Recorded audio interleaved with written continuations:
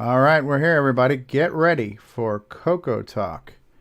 Going live in 3, 2, 1. CoCoTALK is an unscripted live broadcast. Anything can and will happen. The views and opinions expressed by members of the panel and the live audience are their own and not necessarily those of the CoCoTALK show, its sponsors, affiliates, or subsidiaries. Open minds encouraged, sense of humor recommended. If any off-color comments were made, we're sorry. Hi, this is Dale Lear, designer of TRS-80 Color Baseball, and you're listening to CoCoTALK.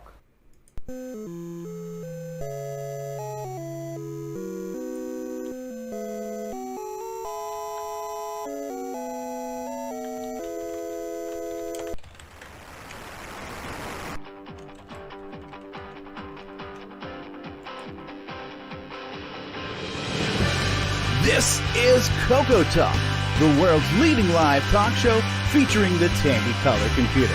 It's time to drop your socks and grab your real-time clocks, and let's rock.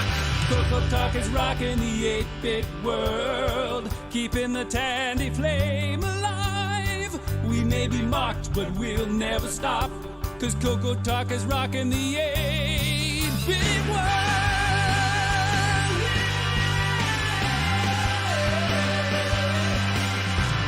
All right, everybody, we are here with CoCoTALK episode 123. The main topic today is going to be the Coco community and its evolvement.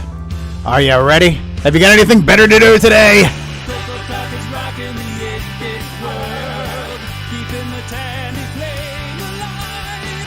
We may be mocked, but we'll never stop, cause CoCoTALK is rocking the 8-bit world. All righty then, we are here. Everyone, welcome, one and all, children, boys and girls, ladies and gentlemen, children of all ages. We're here with another live episode of CoCoTALK, the world's leading live podcast featuring the Tandy Color computer. The only live talk show in the history of the Tandy Color computer. And what can I say? It's one of my personal favorites. We got a great panel here today. We've got all kinds of people from all kinds of places. We've got live chat going on right now, people chatting. Let's start in the top left-hand corner of our panel. We're just going to introduce ourselves by names. We'll get into some other things later in the show. But how about we start with our streaming engineer, the guy who makes the show possible whenever I'm not available to, and he's just a damn well-dressed guy, too, in his Radio Shack shirt. How about Mr. Mark Bosley in the house? How are you today, Mark? Hello, doing good. Welcome to the program. So glad you could make it. You didn't have anything better to do today, apparently. So we're glad that you are here. We've also got a guy who's wearing another nice shirt. He's wearing a CoCoTALK shirt. I like that shirt, Mark D. Overholzer, our resident Apple guy. How you doing, Mark D.? I'm doing fine. Glad to be here. We are glad to have you. We've got a person who's been with the Coco community for at least a couple of weeks now. I think he knows a thing or two about the past and the present of the Coco community. Mr. Thank You, You're Too Kind. Mr. Rick Adams is with us. Hello, Rick. Thank you, and thank you. You're too kind. Okay. Now, hello, everyone. We got a guy who's got more sponsorships going on back there. I think you need another logo. It's like a NASCAR or something. It's walking the red carpet or one of these things going back here. So he's got the Tandy Color computer, the TDPs, the Tandy Shack, the CoCoTALK Live. He's wearing a Radio Shack t-shirt. And what kind of hat you got there, too? Is that a Commodore hat? That's Wyoming. Wyoming. All right. Terry Steggy's in the house. Hey, guys. How's it going? Good. There's no product placement on this show. We'll have you know, right? Unless it's Terry Steggy's. I'm going to delete myself and put something else there. Now, we have not had the pleasure of his company in quite some time, and the news world has suffered for it. But from Canada, it is L. Curtis Boyle. Welcome back, Curtis. Hello, everyone. So I'm a little bit tired from all the overtime I've been working the last couple of weeks, so if I pause unnecessarily and nod off, you'll know why. All right. Well, we're glad to have you. The world of news has missed your correspondence in your anchorage. So welcome back, L. Curtis. We got the guy who brought us live breaking coverage from the Radio Shack store. And he's also wearing a very sharp shirt there. Mr. Joe Burnett. Welcome back, Joe. Hey, guys. How's it going? Good. Great to have you. I love that shirt. Awesome. We got a man whose name is so nice, we must say it thrice. Fellow Canadian who pronounces it Calor. Nick Marotta, Nick Marotta, Nick Marotta. Hello, good afternoon. This is definitely a highlight of my week, and that is how sad my life has become. Well, I can echo that sentiment. The guy who's usually got things that he's picked up along the way that makes us all jealous, he's here to join us. Mr. Brian Weasler's with us. Hello, Brian. Hello, all. Oh, I like that mug. More product placement. Shameful, shameful, shameful. We're going down to the bottom of the panel now from Arizona, home of Rob Inman. We're also joined by Rob's neighbor, Ron Delvaux. Hello, I'm in Parks, Arizona. I only have 2 clicks on my phone. I can hear you good, but I can go picture-wise. I don't know if you can even hear me. We can hear you, Ron, loud and clear. Thanks for being here out in Parks and Recreation. Yeah, I'm also in it. I've been around for a long, long time in the Coco community and stuff, but just pretty much on my own, and then local. And then I was on Computer, but that's about it. I'll try and contribute. Okay. I'm being told that my audio is really loud. Okay, so I'm going to lower my audio. Testes, 1, 2. Testes, testes, testes, 1, 2. All right. Let me know if that audio feeds any better there, Jason Downs. Welcome, Ron Delvaux. We have royalty in the house, the Lord of the floppies, the Duke of digital media and analog storage, none other than Sir David Ladd. Welcome back to the program, David. Welcome back to the program, David. Welcome back to the program, David. All right, so 3 strikes and you're out. Somebody, David Ladd has stepped away. Yes. Think he had to put another circuit board in the frying pan. He'll be back here momentarily. I can find something else better than I'm you. back. David Ladd, welcome to the program. Froze on me. Ah, Froze on me. All right. I'm here. Thank you for having me. Is everybody ready? Are we ready to rock and roll this session? Oh, yeah. Let's do it. Yes, Let's do it. Let's all get pumped up. Let's rock and roll. All right. I've missed David Ladd's over enthusiasm almost as much as the Black Plague. Held it back a little. Yes, much like a festering cold sore, David Ladd is here. So, speaking of festering, from down under, one of our many Australian panel members. G'day, Nicholas Morentes. G'day, everyone. How are you? We're doing good. We're doing good. Thanks for joining us.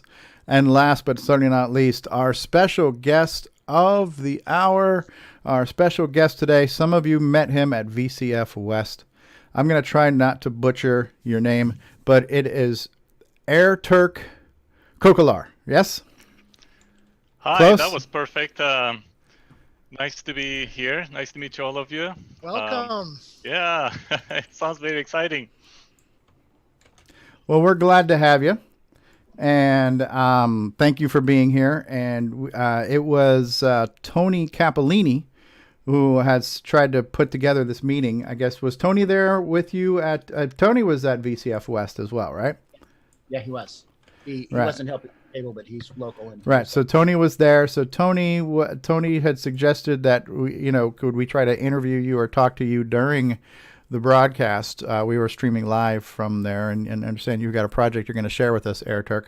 Why don't you start off first since we'll work backwards. You were just at VCF West recently. Was that your first time going to one of these vintage computing shows, or have you been to many in the past? Yeah, actually, before I do want to thank Tony for introducing me and you for putting me on the show. And yes, VCF was this year was the first time I actually been to. And I live in, Silicon Valley. I've always seen it, always wanted to go. There was always something coming up. And this year, the RetroShield project that I did was a good excuse to be there and actually present it. And throughout the whole 2 days, I met a lot of people, which is nice for this type of work in community. Excellent, excellent. So why don't you tell us a little bit about your backstory? Are you old enough to have been alive in the 80s? You look kind of young. So. Well, I'm old actually. I'm gonna mention a couple of things that Okay. maybe you guys will figure it out. Yes, I did grow up in the 1980s, early and late. And I'm from Turkey. Probably my name gives it. It's from a town in the south, middle part, like south part of the Turkey, where Cyprus kind of points a finger at Turkey. Right there is a town called Adana, and there's actually a U.S. Incirlik base in there. During the Gulf War, you may have seen that place, or it must have been talked a lot at that time. So we had some slides. I'll just start, and then Tony, when I say we can just start looking at them.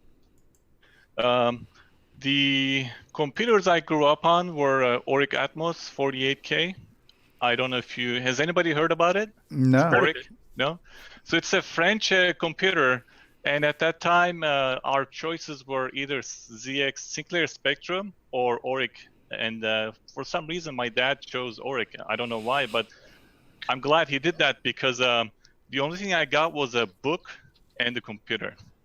It came with a demo game. That's it. On the other hand, Spectrum had a lot of games out there, so I was thinking if I had gotten the Spectrum, I would have probably just spent my time on gaming and not enough programming. Okay. Yeah. And then let me know if I'm going into too much detail or not. People feel free to ask me questions. We'll see. Okay. Okay. So your first computer was this Auric Atmos, which I have not heard of, but Al Hartman just said he did. And Yeah, I think that's a similar story for a lot of us with the color computer. We started off with the computer and the book. And even though there were games, I think a lot of us, myself, we dug into the basic. Was it basic when you turned on that computer? Yes. What kind of processor was it? Like a Z80 processor, or? It was a 6502. Oh, interesting. Okay. Yeah. And basic, simple graphics, same as others, save to cassette. It came with a disk drive, but we didn't have it. Mm-hmm. And it was a lot of typing basic stuff and doing what the program did, and then modify it and, do that kind of stuff. I like the black and orange keyboard. Did yours have a Exactly, yeah. I have one actually I could show. Yeah, go ahead. Yeah, just a second. Yeah, that'd be cool. Yeah, I've not heard of that machine. Auric. Anybody else hear of Auric? Yeah, no, I've heard of it. Yeah? Oh, yeah. Yep. I have an Auric. Oh, you have one? Yeah. Not the orange one. I think the first ones were white, weren't they? You probably have the one, yeah. Auric Atmos one. Yeah. The very first one, yeah. Yeah. It looks very cool for, the color-wise. Oh, wow, look at that. It looks somewhat like a Spectrum. Get it started to make a keyboard just like that. Looks like a really nice keyboard. Yeah. Almost like the TI 99. Yeah, that's a good quality. Whoa. Good quality keyboard. Look at that. We got some color. Now look at their arrow keys. That isn't way different. So you got up and down on the opposite sides of the space bar, and then left and right. That is a perversion of arrow key synchronicity here. Look at that, dude. You got up, down, left. It's just weird. It's different, right? So you definitely had to be two-handed. Having them separate on two hands definitely helped with. You should have heard Rob Inman's rant on the whole arrow key thing the other night on Discord. It was interesting. So is that an expansion slot on the back of it? So on the front, that's where the power came in. This was the expansion port, like for hard drives and stuff like that. I forgot what this is. Let's see. There should be a text someplace. Oh, it's a printer. So it had an expansion port in here. Printer. I don't know if you can see it. Maybe a little bit. Yeah, like a pin. It does look like pin connectors. Yeah. Like a ribbon cable would go in there or something. Right. Exactly. And this was the tape. Okay. You had to build like an adapter cable. Looks like ours. It's the same as our interface. It looks similar. It's kind of a DIN style connector. That's more of a 7 pins. 7 pins. Extra pins. Yeah. I built the cable too. Yeah, actually, I could maybe try it later. Yeah, on. and is then, that like RF out on that RCA jack there? Yeah, that's RF. That's RGB. RF was this is in Europe, PAL system. Okay. I don't know if they ever made an NTSC compliant version, but So that's your original, or did you reacquire that later on? one of them is my original, and the other one's actually I bought a second one. Okay. Yeah. Yeah, it's just a lot of memories. I think. Yeah. A lot of these projects are good memories, Absolutely. Yeah. Yeah. That's what I did. And there was actually a problem with this computer. If you can tell, I put a tape on this side. Yes. Yeah. It's because the power plug was plugged in there, and if you're not careful, you could actually touch the expansion port pins in there, and you can short stuff. Yeah, so that was a common problem. I actually messed up the first one, and it was fixed. Interesting machine. Yeah, I had never seen that before. Yeah. So now I want to see it powered on. Yeah. Maybe that's another next. Yeah, there you go. And what flavor of BASIC did it have? Was it a Microsoft BASIC or some other just generic BASIC? That's a good question. I don't remember top of my head. Are there emulators for that system? I would imagine. Yeah, there are. Yeah. Yeah. Okay. Oh, there we go. Yeah. I think it's a name too, isn't it? Okay. Yeah, it might be worth looking into. Yeah. So that's like for you, that was your first computer. Like for a lot of us, the color computer was our first computer. So that's your first love right there, right? So exactly. Yeah. Yeah, that's cool. Yeah.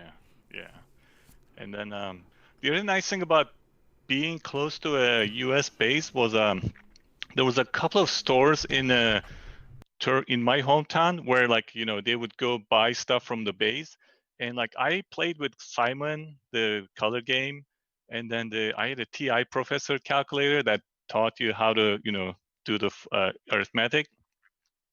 Even my dad was electrical engineer as well. He had an IC master catalogs. I don't know if you guys know. They had these thick books of data sheets in there. I remember all the microprocessors, the national, a lot of stuff in there. I would just scroll through and learn through those. That's how I became an electrical engineer afterwards. Thanks to my dad. So you're a hardware guy by trade then? Exactly. Yeah, I'm an hardware guy. My BS is in electrical engineering.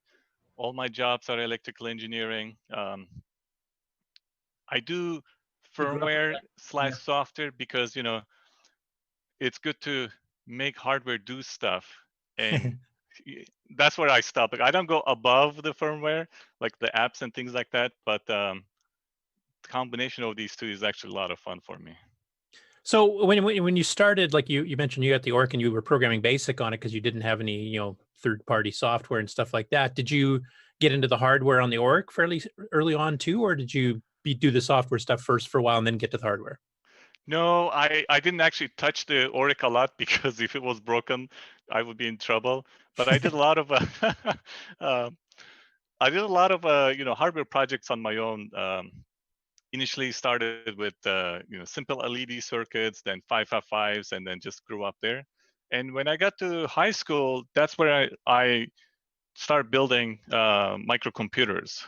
The 6502, Z80, these were chips. Sometimes the Motorola chips, 6803. And I remember 68HC11 was too expensive at the time, but I was able to get one. So was that a course they taught you in high school, is how to build your own computer? They had a microcomputer class, just one class. And then the professor actually loved Motorola CPU, so he made us use 6803, and it's just one class. But they did teach it, yeah. Wow, I don't know too many high schools around in North America here that would teach you how to make a computer. They might teach you. Oh, sorry, not high school. This was a university. Correct. At high school, high school. No, it was all on my own. Oh, okay. I misunderstood. Yeah. Sorry. Yeah. Cool. Yeah. So the project you have now, is this your first foray into creating a new hybrid, old and new hardware project? Have you been doing hardware things for a while? Yeah, so I had a lot of build. Let me see, Steve, do you have the slide deck, or do you want me I to do. show I the can slide? switch over to it if you'd like. Yes. Let me. Yeah, let's go to slide number 4. So I have a Okay. couple of pictures of the projects I've done, mostly microprocessor-based ones. So their number right here. Is this it right here? Yes, that's the one. Yeah. Okay. Okay, so these are some of your projects. We have an EEPROM programmer, a 6502, and a 68HC11, and then a 6809. And these are the ones that kind of survived, especially that EEPROM programmer was from my high school. And I did that to build, I remember it was a Z80 microcomputer, and I didn't have a way to program the EEPROM. And, I just did one by one, I guess everybody has done this type of stuff, right? You just build it and make it work. Well, not everybody, but some people have. I haven't done any. I've never touched a soldering iron in my life, so I'm not a hardware guy either. Yeah. Some people have and will never do it again. Yes, no, I that's still cool. have I love it. Mine, but yeah. So I remember like programming. It was like a 1K or 2K monitor ROM, and you made a mistake, and there was no way to erase the byte easily. And I remember on Z80, the knob operation is 00, so you could go to 00, and then kind of like readjust your monitor code, and it was a lot of painful but fun times in the time. Yeah. So I've been started building almost a processor-based hardware for a long time, and then it got to the point where initially I was wiring everything by hand, and then I started building PCBs, sometimes breadboarding, things like that. But I came to the realization that I spend a lot of time cooking up the ROM, the RAM, the I/O, all the power supply stuff, and I have to figure out how to do the programming.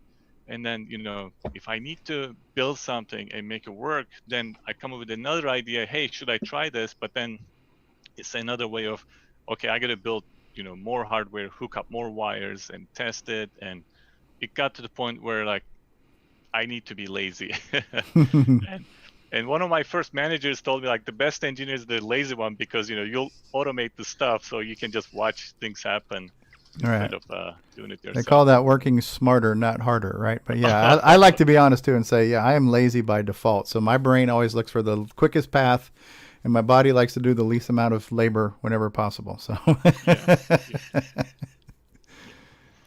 cool. And then so after I came to US, so I built 6502, and then I started looking at, what else should I build? And looking at Motorola, I built 6803, but then I noticed 6809. The moment I looked into details, I was like, wow, how come nobody knew about this processor? It's very high end. There's everything in there that you want in an 8-bit microprocessor. So I started building stuff with 6809. The first project I did was Simon. Is John Linwell online? He's not, right?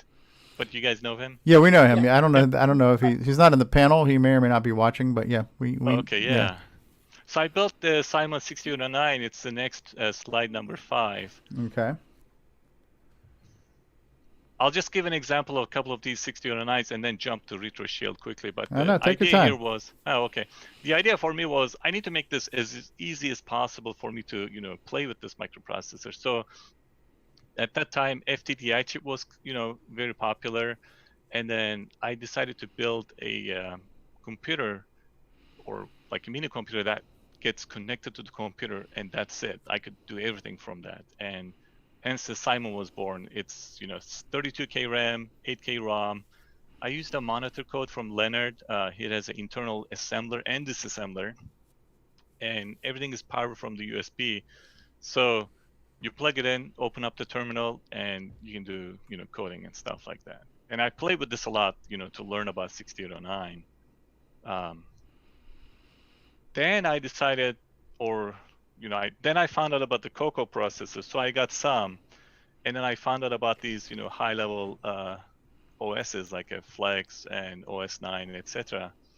And I thought, wouldn't it be cool to build a computer that I can run this on? And that's when the Simon Turbo came up. It's the next slide, number 6, which is, okay, everything's now needs to be high-tech, I need to have an SD card. USB would be good. And and I needed this to be modular so I can build stuff on top of each other. So I built this, it's very hacky, but it worked. I was able to port Flex 1609 or Flex 09 and run it from RAM disk. The module on the top with the USB ports and SD card was, this was before Arduino came out, I believe. So these guys made it easy to connect the USB devices and SD card. I never got it to working because it was not that simple. But I might have gotten the SD card working. I don't remember. But then I realized, like, hey, this has gotten out of touch. Like, it's too complicated. I need to build, something more simple. That's when the RetroShield idea came up. What if I said, what if I keep the processor? Because there's a lot of emulators, but it's good to try it, but it's not the same feeling. So I said, I want to keep the processor, but what if I might emulate everything with another microprocessor? So I built a couple of things. It was like 2006 and 2008. And my initial board was to support 6502, 6809, and Z80 at the same time. Wow. And I got it to work. Let me see if I can show you a picture, but it looked ugly. It's not on the next slide on this thing I have right now, does it, or no? No, let me see. So maybe I'll share this. Is this good, interesting? Yeah. Okay. We're learning about the evolution of this. This is cool. I mean, Yeah. this looks like a nice little double-decker. Oh, wow. Exactly, yeah. Look at all that these. was the first RetroShield. Well, so these are like your pin connectors for your different CPUs? Exactly, yeah. You could only plug one. But And you I had staggered- multiple. Staggered the pin sockets then, so you could just switch out which one. Say it again? You staggered the socket pins there, so you could just plug in, like you said, one at a time. Exactly, yeah. All the data buses and the are shared. A few control signals. I have to yeah, exactly. Okay, that's really cool. That's really. Yeah. What I like about this, even though I'm not a hardware guy, electronics guy, because I can see the traces, you can kind of see where these pin connectors are going. So it's a little bit visual, Yeah, exactly. That's good.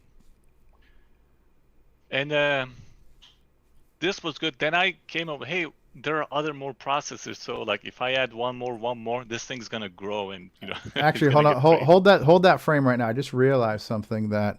Okay, I need to make that bigger. Okay. The way I was saying before, people couldn't see it as clearly. All right, yeah. So I have a question before we go on to the next part, but Yeah. you have this little thing etched on the board. It says big brain controls small brain. What's the story behind that? There was a joke. It's a Turkish guy. Do we have time for a joke? Sure. Oh, go ahead. Yeah. As long as it's not funny, because we have not had anything funny on this show so far. So. Okay. So this guy goes to a zoo and goes to the aquarium section. By the way, this guy is Turkish. And he comes across this fish, a school of fish, and on the top it says this, be careful, this you can control these fish by looking at them. And because human brain is bigger than the fish brain, you can if you move to the left or to the right, they will follow you. And the Turkish guy sees one of. Any questions? No, we're Yeah. So the Turkish waiting to guy see where this goes. In the beginning, he's very suspicious, so he stands outside. Somebody else comes in. He stares. That person stares at the fish for 10 seconds.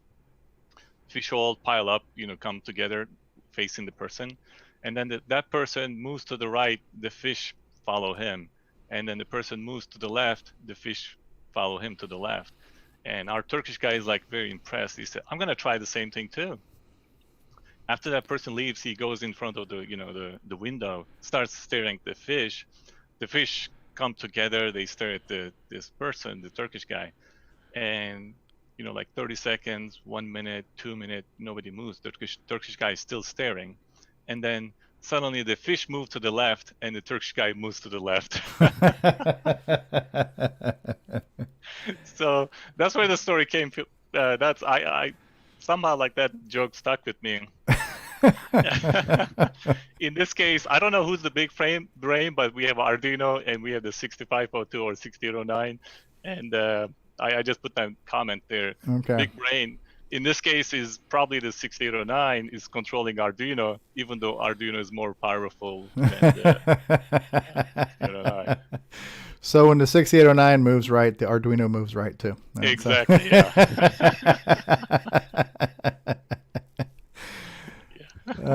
Good stuff. Good stuff. All right. Okay. So there it is. All right. So you want me to switch back to the slide? Okay. There we go. So the next step was, okay, how do I make this prototype, in a cleaner way, and I can, make it open for different types of processors. And let's see. Go ahead. Do I switch slides? Projects and goals of RetroShield? Look at the goal, yeah. Okay. So I talked about the first idea, keep a microprocessor, physical one, make it easy. I'll talk about why I chose Arduino later on. But the other thing I wanted to do with this was, definitely make it open source, hardware-wise and software-wise. Because I've seen, there's actually a lot of cool stuff out there, and I'm glad it lives over there, right? If you guys know, in Silicon Valley, there was a surplus store called Halted. And you go in there, there's a lot of old stuff, and the smell is there, right? But because of the rents are so high, that place shut down. It's like a part of Silicon Valley history. And like the first thing that came to my mind, we should have turned that place into a museum, like where a lot of stuff happened. Like we would go there every Saturday, pick up parts and things like that. So I wanted to contribute, give back. That was one thing. The second one is make PCBs available. This is an experiment I'm doing because stuff is simple for people to breadboard it in there like a one night. But also, if somebody wants to get a PCB, I want to make that option, because I always felt somebody makes a great computer, posts it online, but I can't build it because they use a PCB, complicated PCB, or it's a lot of wiring that I didn't want to deal with. So that kind of like made the end result was the RetroShield. So we can go to next slide, number 8. Are you guys familiar with Arduino? Some of us are, for sure. Yeah, it's a very nice development platform. You can do a lot of hardware projects, a lot of software stuff. There's a great support out there. It's very extendable with using Arduino shields. The picture has a LCD plus a button shield. You can get like SD cards, Ethernet, Wi-Fi, audio. What else? There's so many different kinds of stuff out there. You can control robots, things like that. It's done in C. There's a bootloader. It's similar to Simon 69, where you write on the computer. Obviously, this is much better. But there's an IDE. You write your code, push a button, it gets downloaded, and you can get the serial output back and write your command. So what I did was I designed a single card for each microprocessor. This one is showing 6502. We won't hold that against you. Yeah. Yes, I know. I thought a lot about it. I was going to paint black on it and write 1609. But then I had to fix the silk screen as well. I'm like, I'm not going to bother. That's fine. We get the idea. Yeah. It looks nice. Yeah. Just realized he has a board for the 6809E also. So. Yeah. Exactly, yeah. Yeah. So a couple of things about Arduino. It's a 16 megahertz, 16 megahertz processor. Has a lot of flash, but very limited RAM, only 8K. Best thing is it's 5-volt tolerant, which all of these, most of these 8-bit processors are. What happens is, basically, let's see, where's the next slide? You want me to switch to number 9? Give me like 10 seconds. So basically, most of the CPU signals are connected to the Arduino, and Arduino drives the clock and does what the CPU wants to do. So that's the idea. And I'm going to go into detail in a few slides later, but let's look at the number 9. This shows a summary of all the processors I have supported so far. Okay, so 6502, you can do an Apple I Yes. What does mon mean? Monitor? Monitor, correct. Monitor yeah, it's basic. Okay. and the Apple cassette interface ROM. Okay. So monitor is the WASMO, and basically you can do three things, edit, read memory, and run. Okay. Basic is, it has an 8K ROM to run integer basic, and the Apple cassette ROM interface was basically to read and write from the cassette, and the Apple One hardware uses like a different frequency for 1 and another different frequency for 0. And I can run that ROM, and what I did was emulate actually generating the sound part of it. And somebody else, if they have time, maybe they can write the Arduino code to emulate reading from the cassette part of it. Now, is that the actual ROMs from the Apple One that you're using there? Like that monitor? Exactly, yeah. No, exactly. You like call -151 and it would pop up the monitor if you're in basic type thing, like the Apple One did? Yeah, everything's, yeah. So the CPU is executing I want to say almost, so as much as possible, I use the same ROMs, the exact ROMs. And the way I kind of like to make a trade-off is sometimes I need to emulate the hardware. And maybe let's go to slide, let's look at, can you go to slide 11? Yeah, so this is showing the signals wise, which I talked about, I drive the E and Q signals, the reset, and then I look at the, read-write address data.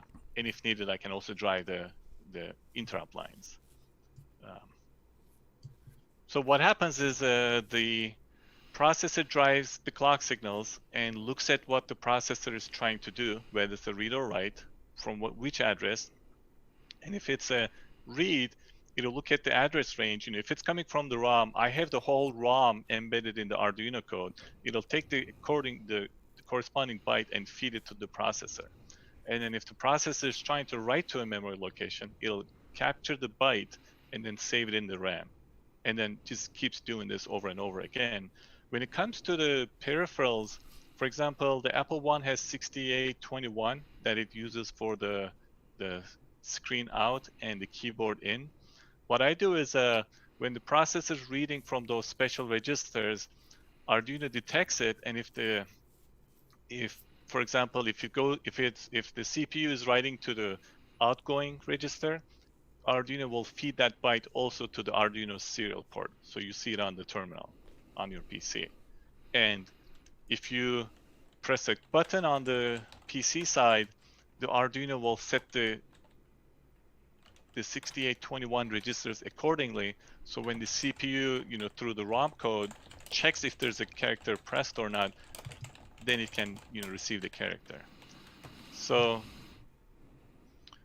is it all terminal based then? Like there's no video driver that you've got on the Arduino to drive its own video on HDMI or? For Apple One, correct. I will get the video later on. And to answer your question, so I keep the ROM intact as much as possible, but sometimes it's very difficult to emulate the hardware. For example, we brought up Commodore 64 on the 6502 platform, and emulating the VIC was very difficult. So what we did was, we modified the ROM areas a little bit. So instead of the byte going to screen, it actually goes to a special address, and Arduino detects that address and then, handles it accordingly. So I make these kind of small modifications as needed. Otherwise, it's, like for Apple One, as far as I remember, all the ROMs are intact. I don't touch them. But if you go back to slide number 9, Kim 1, I do remember modifying a couple of bytes to, because Kim 1 expects a break character in the beginning or like some initial states, and I bypass them by changing those commands to no operations.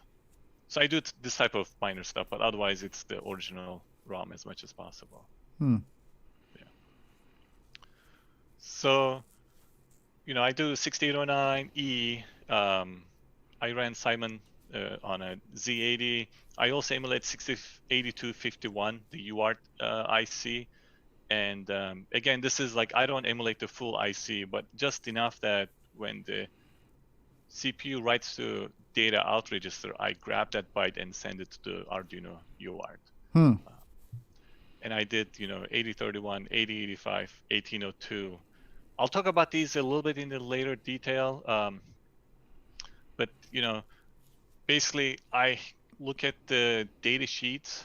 If you go to slide number 28, to give you an idea, this is 6809, so should be good. Okay. So this shows all the waveforms happening at the hardware level, and Arduino basically, between you're looking at like a yellow 1 and yellow 2 is when the clock is low, and then yellow 2 to yellow 3 is clock is high. So in the first low part, all the address lines, data lines are driven by the CPU, and then the high period is when the actual transactions are almost ready to be executed. When the clock goes down on that falling edge on yellow 3 is when transactions complete. So Arduino prepares everything and then drives the clock low and high and gets things done.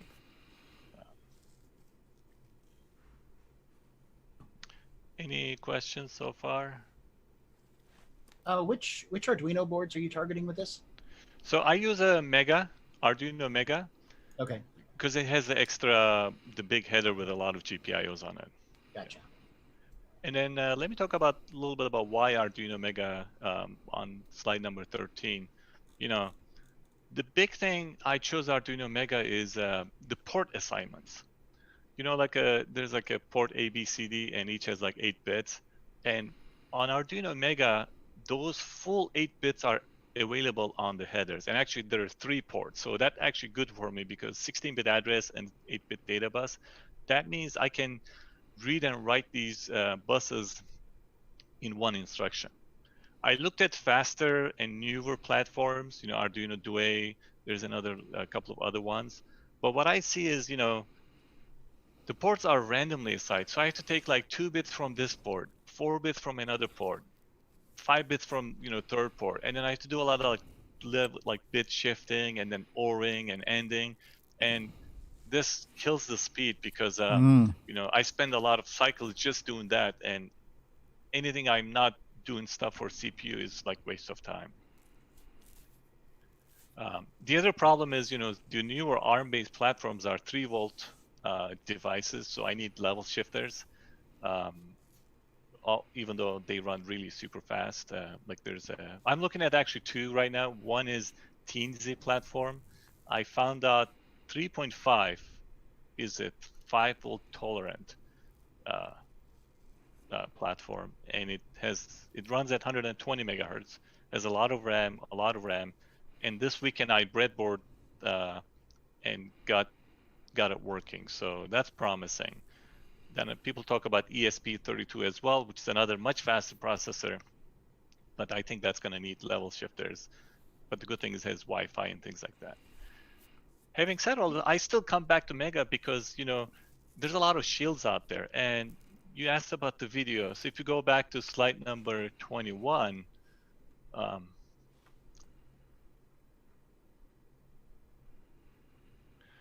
there's a video plus keyboard shield for Arduino Mega, and you plug it in, and when we were bringing up Commodore 64, we plugged this in, libraries are all there, and we mapped a couple of addresses and modified the ROM a little bit, and we got this running in like 10 minutes. So everything's available there, and this comes back to my being expendable is when I built the Simon Turbo. This is like my ultimate dream. Hey, do I want video? Yes, here it is. Plug it in, make it work. Do I want SD card? Yes, plug it in. Plug the shield. And some of these are stackable on top of each other, so you could build a tower until you run out of GPIOs. Wow. But that's what I like about Arduino. That stuff. I have a real quick dumb question. Number one, Keith Cunningham just joined us and says, "What's the name of the product?" You want to remind everybody what we're talking about right now? Yeah, I call this a RetroShield for Arduino Mega, and the goal is to keep the 8-bit processors alive by hooking them up to Arduino, and all the system hardware is emulated by Arduino, but the real processor executes code. That's my like a few sentence. Yeah, no, that's good. That's good. Elevator. So it's almost sounds like we're starting to build a computer system now, where it's no longer just a hobby board or a single board computer or a project board. It's almost sound like now that you have these shields and these inputs and outputs, we can start to build a computer. Exactly. Would your goal be to literally clone the hardware where we've got cycle accurate, hardware accurate, or would it be just good enough where it can run most of the software? I mean, what would a perfect end game be for something like this?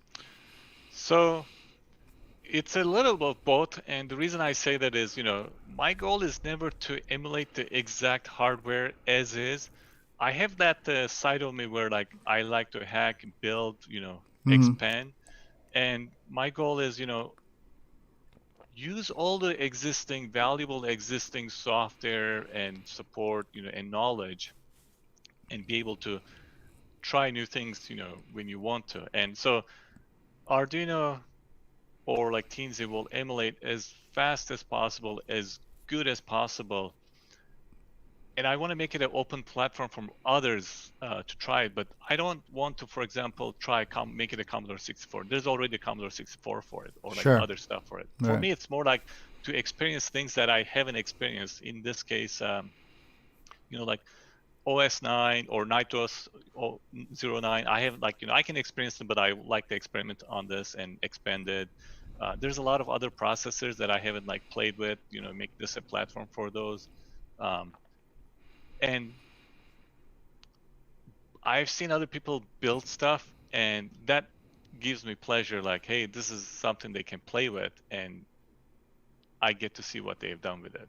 Yeah, that's neat.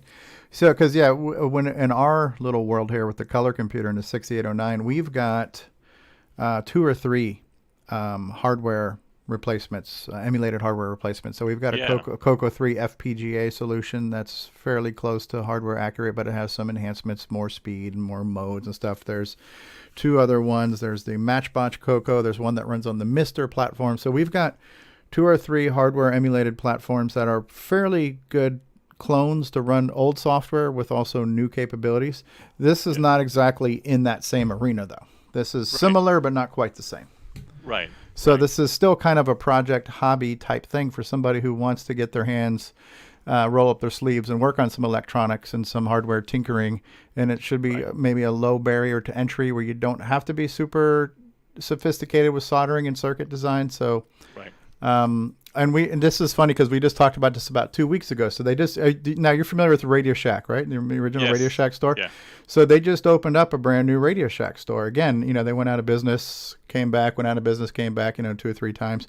But now they're back again. There's a brand new Radio Shack corporate store, and they're doing stuff with Arduino projects. So in the old days, we had like the 101 electronics kits where you could use the little springs and clips and make your circuits and make lights and switches. So this is kind of like the new version of that, right? Where you can do these kind of tinkery type projects with electronics and computing. But you don't have to be a mad scientist to do it. Is that a good kind of synopsis? Pretty much, yes. Okay. So, and actually, an interesting thing on that too is that the people at Radio Shack, I think that was in Fort Worth too, or near the Fort Worth area, are mentioning that they're planning on doing like little public gatherings where people can come and learn about Arduinos and everything else that they're going to be selling.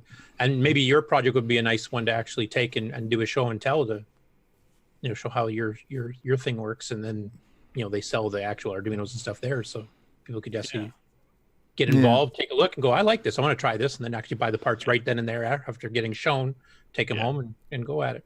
Right. Is David still on the call? Because I think David's working on something with an Arduino where he's got his PS2 mouse adapter. Isn't that Arduino based, David? Cool. We'll find out. Hey, David. Actually, it is. Yeah. Okay. So this is cool. His current version uses the Nano, Arduino Nano board. Now, what I think one of your challenges, I think one of the things you said here, Air Turk, was that you're choosing some parts that are inexpensive and easy to get. What do you think the life expectancy of some of these parts are? Because, if anything else, things don't remain around forever. So the sourceability of these components, what do you think, how many months, years do you think we have where this project would still be, you can get these things pretty easily? I think Arduino wise, I'm not concerned, but CPU wise, there's that those are getting very difficult to Yeah, find. yeah. And like 6502, 6809, Z80 are still available, but the other ones, I feel like maybe in like 20, 30 years, like people won't know about these things, and I don't think it's yeah. No, so there's definitely a preservation component here. Exactly. Trying to keep the CPU alive. Yeah. It's like I would agree with you on the Arduino. They're pretty much bulletproof. I've actually got a couple that I use on some drones, and trust me, I've drilled them in the ground a couple times, and they just are bulletproof. Yeah. Yeah. Yeah. Yeah. My worry is always like, we have these CPUs and these are delicate, and, especially the rare ones, like if something happens to them or they're sitting unused, and this gives them, it's way like to play with. it's a new body for an old brain, right? So you can just resurrect that brain. Yeah. And this depends. Now, it depends on, is the brain moving the fish, or is the fish moving the brain here? But And that's the biggest difference between your project and the other ones that Steve was mentioning, or like the Coco FPGA and the Mr. Coco and stuff, because those are emulating the CPU itself as well. oh yeah, they're not Whereas using you the actually have the actual original CPU running. Yeah. So this is a perfect example. Let's say somebody's got a Coco 3 and they've done a 6309 upgrade. Are you familiar with the 6309, which is the Hitachi version? All right. So let's say somebody's got a Coco 3 and they pop the 6309 in there. So, hey, what am I going to do with this now unused 6809? Well, I can get this little project here, pop that chip in, and give it a place to live and tinker with, Yeah, that's kind of cool. This reminds me a little bit too of when we had the 8-bit guy on a couple of weeks ago. His kind of Commodore system he's working on, where he's not trying to clone a Commodore, but he's trying to build a new, what might have been a Commodore in succession to some of the other things, using close to original parts and the whole 9 yards. But it's not going to be a clone. It's not going to be compatible, but you can still develop for it, right? So with some of these shields, if we can get VGA output, we could make a 6809 programmable computer that we could write software for. Right. Right. And you got your shield for your SD card and all that kind of stuff. Yeah. And it's a trade-off, like, part of me says, hey, I should like do stuff on my own and like build an OS, build this, build a computer. But then on the other hand, there's a great OSs out there. Like, you could use them if you support the same hardware. Mm-hmm. And I always go back and forth. Like, I play it a little bit and then I say, okay, maybe I should do it. But then I don't have enough time. So I go back to like, this old stuff. Like you said, it's stuff there. I don't know. I think I may have worked with the 8-bit guy as well when we were bringing up the Commodore 64. Okay. Not him directly, but somebody who's working on the project. Okay. Yeah, it's good. All of that stuff is happening, yeah, these are modern projects. I think it's instead of working on the old 101 electronics kit, this is the new way to work on projects. It seems like. Yeah. All right. Yeah. So. Yeah. Cool. So, are you selling these now, or from your website, or how do people get these if they want to work on this kind of stuff? So if they want to work on stuff, so the first easy thing is, if they have the CPU and the breadboard, they can just wire it. I'll show you an example. Here's one. You can just do type of stuff. So you can do this at home, download the code, hook up your CPU, get the Arduino, and then this is not an Arduino, by the way, but you can make it work that way. If you like to buy PCBs, I sell PCBs as well. I'm trying selling kits for like 6809, Z80, and 6502, and we'll see how that goes. It's an experiment. I feel like most kids nowadays, they're not into this type of stuff. They just downloadable apps. And then it's only like my generation and similar generations who know these things, that they grow up on this stuff. So do you have a parts list on your website at least, where you say if you want to build the 6502, here's the parts you need, or? Yeah. So I have a GitLab repository. Let me see on page. page 26, gitlab.com/8bitforce. Okay. So I have a folder for the hardware, and I have a folder for the individual Arduino codes. Maybe click on that one. Let's see. I'm trying to see if I click on it. Okay, so here we go. It's going to pop up. Yeah. All right, so I'm going to copy and paste this into the chat too. So for those who want to see it, you guys can get to it. All right, so it's GitLab. Okay, go ahead. All right. So it's a similar idea. You know, I put down what I supported. My goal is to build a daughter card for every 8-bit microprocessor out there. Okay. I even got the Intel 4004 chips. Wow. 8008, 8080, 4040, 8008, etc. And a lot of people like it, especially at VCF, they recommended other CPUs to bring up. So as I have time, I'm just going through slowly. You know, it's a lot of research, learning. Sure. Yeah. What was the reception at VCF? That a lot of people like this project of yours? I would say there's a small niche market for this type of stuff. Okay. Most people are expecting like, hey, I want to see like a computer, like a platform with a keyboard, I can play games and things like that. Yeah. But there was small people, like when they come in, their reaction is like, whoa, okay, this is actually cool. Like those are people, I guess, who wants to build hardware stuff or like play with it. Yeah. I can't say it's like a lot of interest. Okay, so here's a close up of your 6.5 CO2. Yeah.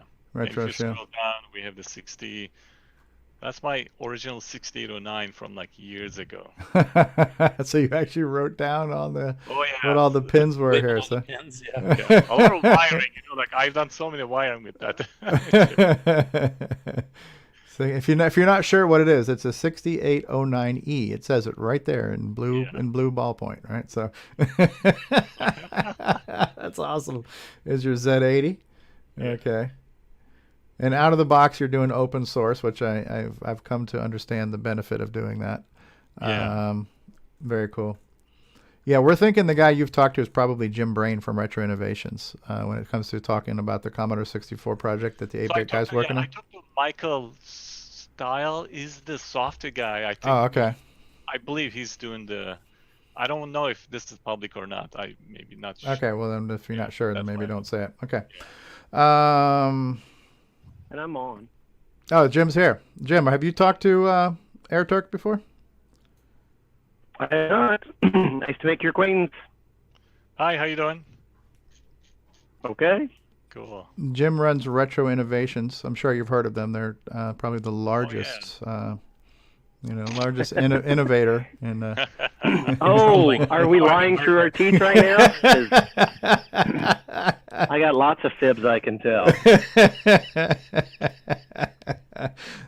Like this is the greatest show you've ever been on, right? So that's right. No other show comes close. That's right. Nice. Cool. I do agree with the earlier comments about the Arduino Mega. I'd just add a little bit more, maybe a little bit more color. I've got a project that allows folks to connect an Arduino Mega to the CoCo expansion port. And if you look on the picture that you have on the screen right now, I think one of the things that it's pointed out is all those ports are right there. But more interestingly, that connector right there that's kind of in the second 2/3 of the way over from the left, where the board connects to the Arduino Mega, that is an additional connector from the original Arduino connector set. The original Arduino connector set are these connectors that are kind of at the top and the bottom. And so a lot of the shields that was being discussed earlier, they hide those pins on the top and the bottom on the left-hand side there, right underneath the LCD screen. But those ones on the far right, the ones that you're looking at right now, they do not, a lot of the shields don't use those pins, and so it makes it really easy to be able to connect this thing right off to the end of the Arduino Mega without affecting any of the other connections that you might want to use for your shields. Because the worst thing would be is to have this on there and then have a shield, and the shield says, well, I need to have these pins, and you're like, well, I already used them for this RetroShield. So so that's one of the beauties of the Arduino Mega platform, is that it's kind of like a bonus port, right? And so nobody else uses it, and so it's free for you to use, and you don't have to worry about sharing it with anybody else. Yeah. So And then, one of the things I think is important is, and I didn't think I'd heard as yet, but so obviously you're emulating the peripherals and all that in the Arduino. Which one of the CPUs have you gotten to run the fastest, and how fast is that? So the fastest CPUs are 6809 and 6502 for now. I only tried 6 CPUs. And why is this? Because these CPUs execute code in 1 clock cycle. Most instructions get done in one clock cycles, and or 2, as needed. But other ones, for example, Z80, 8085, or 1802 takes 8 CPU cycles to execute like 1 CPU cycle. And with Arduino, I could get up to 200 kilohertz-ish, sometimes 220, sometimes 170-ish for 6502 and 6809.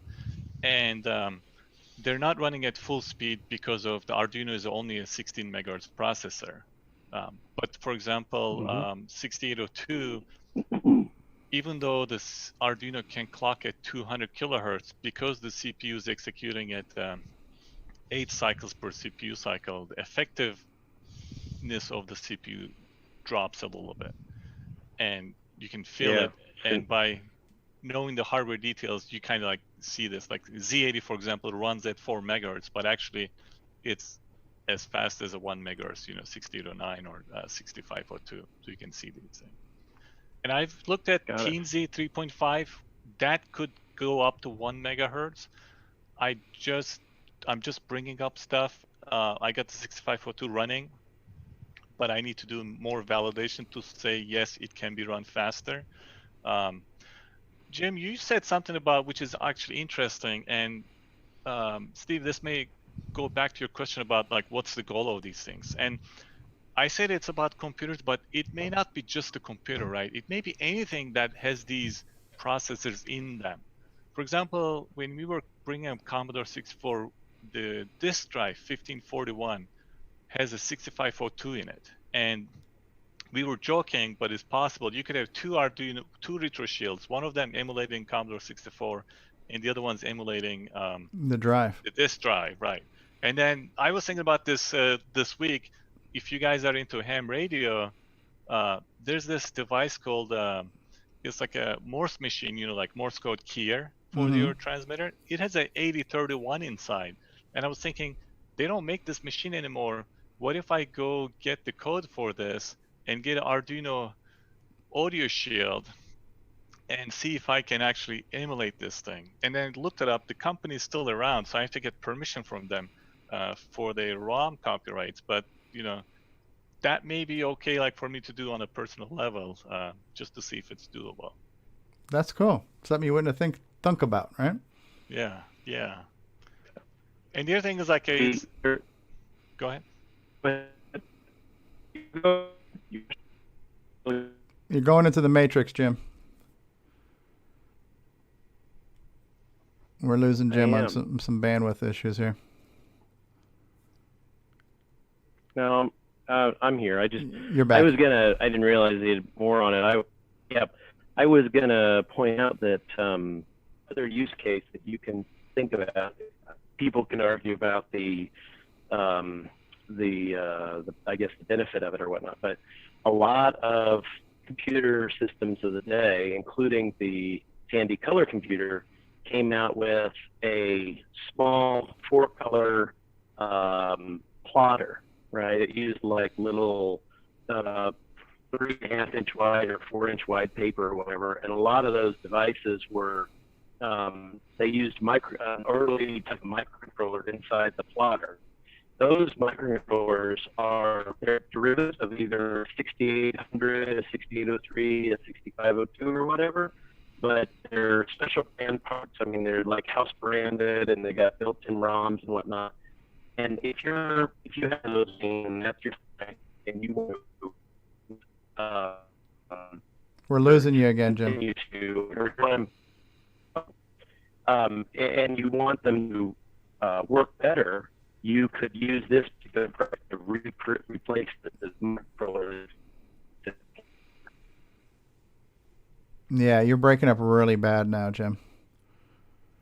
Yeah, I think we got the gist of what you're saying, though. You're saying that this could replace the microcontrollers and some of these plotters and other specialty devices, right, to make them run better? Correct. Yeah. Let me switch over to the main PC. Yeah.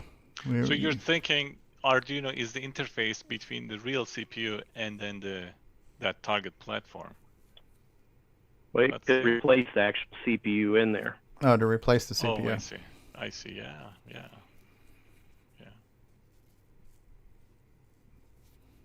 Speaking of replacing the CPUs, did you guys see the Monster 6502 project? No. What is it called? It's called Monster 6502. Oh, where they Sorry, they made it from scratch, where they made it with all the components, where you can see all the wire wrapping of all the transistors and stuff. Right. So that was at VCF, right? It was at VCF. So okay. At VCF, we plugged his the processor, I guess, to this, and he was able to run Apple One. It was funny. Oh, that's funny. Yeah. Okay. So it does work, like his stuff is really good. So yeah, so that he did it that well. Yeah. You unminiaturize. You actually are now maximizing the components of the processor, right? So that's really interesting. No, this is cool. We don't always take super duper deep dives on hardware or techie type stuff on the show, or we don't do it as often as we probably should. And I know enough to be dangerous, but I do find this interesting. I know we have a few people on here a little bit more hardware savvy, and hopefully Jim Brain will come back when he gets, I think he was in outer space, and so there were some problems with sunspots and satellite transmissions. But who else on the panel right now has got 2 cents they want to add to some of this right now, who have some experience with hardware projects and Arduino type stuff? Anyone? I was thinking Mark or Rick Adams might, because they both experiment with some of the hardware. Yeah. Yeah, I have a bunch of them, but Rick Adams has done some very practical hands-on stuff with his. So start with him. Well, it's up to Rick. Well, I've just done Raspberry Pi stuff, so not Arduino stuff. We still like you. Yeah, Jim's back. Well, that's a relief. Yeah. Well, Jim, so here's a question: at some point, the small brain or the big brain, like the Arduino equivalent, gets too complicated and becomes where would you stop? We have the 8-bit processor in there emulating rest of it. We could use a PC to emulate the system hardware. Yeah, now more than ever, I think it's gotten to be, it's very much a gray area. Back in the early 2000s, I started out using the AVR microcontrollers before the Arduino platform came into being, but I wanted to start in with microcontrollers again, and I was looking at the different things, PIC and so forth, and the Arduino or the AVR controllers were cheap and they were easy to program, and the compiler for them was free. Anyway, I started making projects kind of like you're working on here, where interfacing the classic types of environments. Mine was making peripherals for classic systems. And there's another individual in the retro community that a lot of people know. Her name is Jerry Ellsworth. She's the designer of the Commodore 64 DTV, and she did the Commodore 1, and she's been doing a lot of hardware stuff. I think she had like a AR VR system a couple years ago that she was working on. Well, anyway, we'd go to these classic shows, and she'd make fun of me all the time because she'd say, when are you going to grow up and start doing hardware stuff, And so I kept making fun of her, one of these days, software is going to just supplant the need to actually have any of this hardware, reprogrammable hardware, whatnot. And really, it was a bit of a joke because at the time, 16 megahertz just isn't fast enough to do everything you want to do at full speed or whatnot. And the FPGA type stuff that she was doing obviously could run, 40. Well, it could run a lot faster. It could run like gigahertz or whatever, right? And so, it was kind of good-natured ribbing. But as time moves on, you've got CPUs that have gotten up to be very, very fast, like ARM chips and whatnot, that have gotten into the gigahertz range, but yet they're able to be used in real time. So it's not like a full PC. It's like an Arduino platform, but it's running at a gigahertz or something like that. And it starts to become like you're describing, where you can just write some code and you can emulate a classic machine that runs up to maybe 10 or 20 megahertz or whatever, no sweat. And then on the other hand, one of the things that we also need to realize is that, because here the last few years, probably about 5 or 6 years ago, I finally was like, okay, I'm tired of Jerry making fun of me, so I'm going to learn to do this hardware part.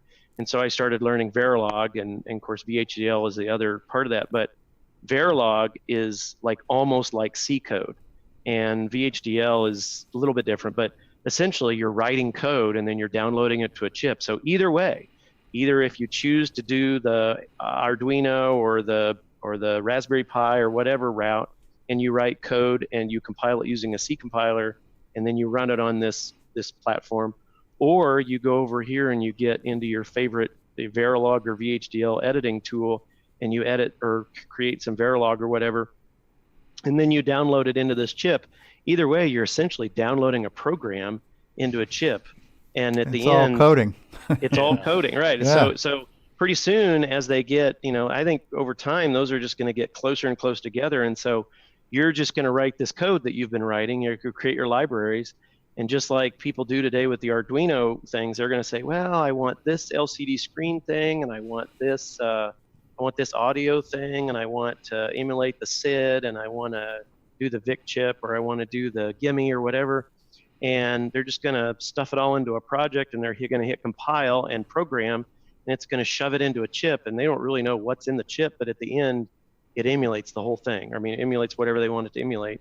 And they don't really know whether it was software downloaded to the chip or whether it's programmable hardware downloaded to the chip, and quite frankly, they don't care.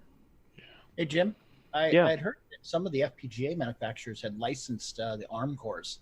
And so there's supposed to be some hybrid ones that have like there is, which is kind of, that's right. And that's really, that's like Inception level stuff, right? Because you have a programmable hardware running a piece of essentially running software, which is a CPU, and then you're downloading a program into the CPU, which is emulated using the hardware that you created using a program.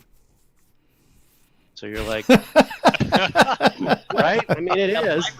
You have libraries for the ARM. You can leverage those existing libraries just by That's right. adding hardware that can't be done fast enough in hardware, and then part of it's dedicated to emulating the CPU that you can get the libraries for. What DEF level are you at, Stevie? Funny thing is I'm kind of following along right now. We're not talking about disassembling anything here, so I'm still good. So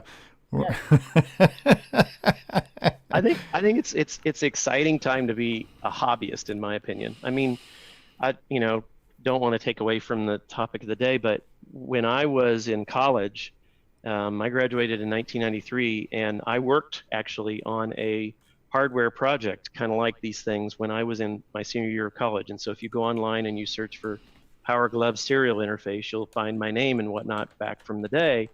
And I helped develop that piece of hardware back in the day, but it was painful to develop that hardware. The main CPU that you used at the time was the 68HC11, which ran at 8 megahertz, but was divided by 4 internally. So it essentially was a 2 megahertz machine. And on top of that, the programming tools were kind of antiquated, not nearly as nice as they are today. And then if you wanted to lay out a board, like, you got these little RetroShield boards, and they look really professional. And I mean, they are really professional, right? And they look, and you probably have a copy of KiCad or a copy of Eagle, and you put those together yourself or whatever. Yeah. Back in the day, I had to work for a long time to hire a company to lay out the printed circuit board. And they cut me a deal and only charged me $1,000 to lay out the board because they were going to help train one of their new employees. And if they would allow them to do it all through the summer, they would only charge me $1,000 to do it or whatever. And then when it was done, I found a bug in the, boo-hoo me. I found a problem in my layout, and it was another $400 to fix the layout. And then when you went to do the boards, you had to mail the actual, we printed out on transparency paper, the actual Gerber pictures or whatever, and I had to put them in a special envelope, a padded envelope, and mail them somewhere, and somebody would make the printed circuit board and mail it back. It was an arduous process. And now, like, you design your board up in the comfort of your own home. You zip up the files, you email it off to somebody in the wherever, right? Whoever's got a cheap price, and they build the boards. They build you like 5 of them for $10, and they mail them back to you in a week, and you didn't even have to leave your basement, right? It's awesome. Yes, it's great. I agree. Yeah, and it's just getting cheaper and cheaper and cheaper, and more accessible. That's right. Yeah. Yeah. It's. I think this was an early topic we had too. I think it was around episode 19 or 20. We first started talking about emulated hardware. Back when the Matchbox CoCo was a thing, and we're talking about that and the CoCo FPGA, and the very fact that you can write software to program hardware. That in itself is kind of mind blowing when you think about it. When you just think about like everything Jim just said, like think about the old computers, how things had to be designed and built and assembled, and now it's all kind of virtualized in hardware. It's mind-boggling, and really it's a different flavor of emulation, right? It's either software-based emulation or hardware-based emulation, but it's emulation, right? No matter how you slice it. I think the difference, and in both cases, you have to understand, like as somebody who's developing hardware in MAME, they still have to understand how the hardware works, right? They still have to understand how this chip talks to that chip and all these things. So that understanding of the hardware and electronics must exist for both software and hardware-based emulation. Is that a true statement? That is a very, very true statement. Right. So in a way, you're still kind of designing things, but now the ability to design, it's just a whole nother level, right? We can design from the comfort of our chairs. Yep. We do need to, one of the things I see, because in my day job, I work in a manufacturing company, and I'm in the IT department, and I do some hiring of senior resources.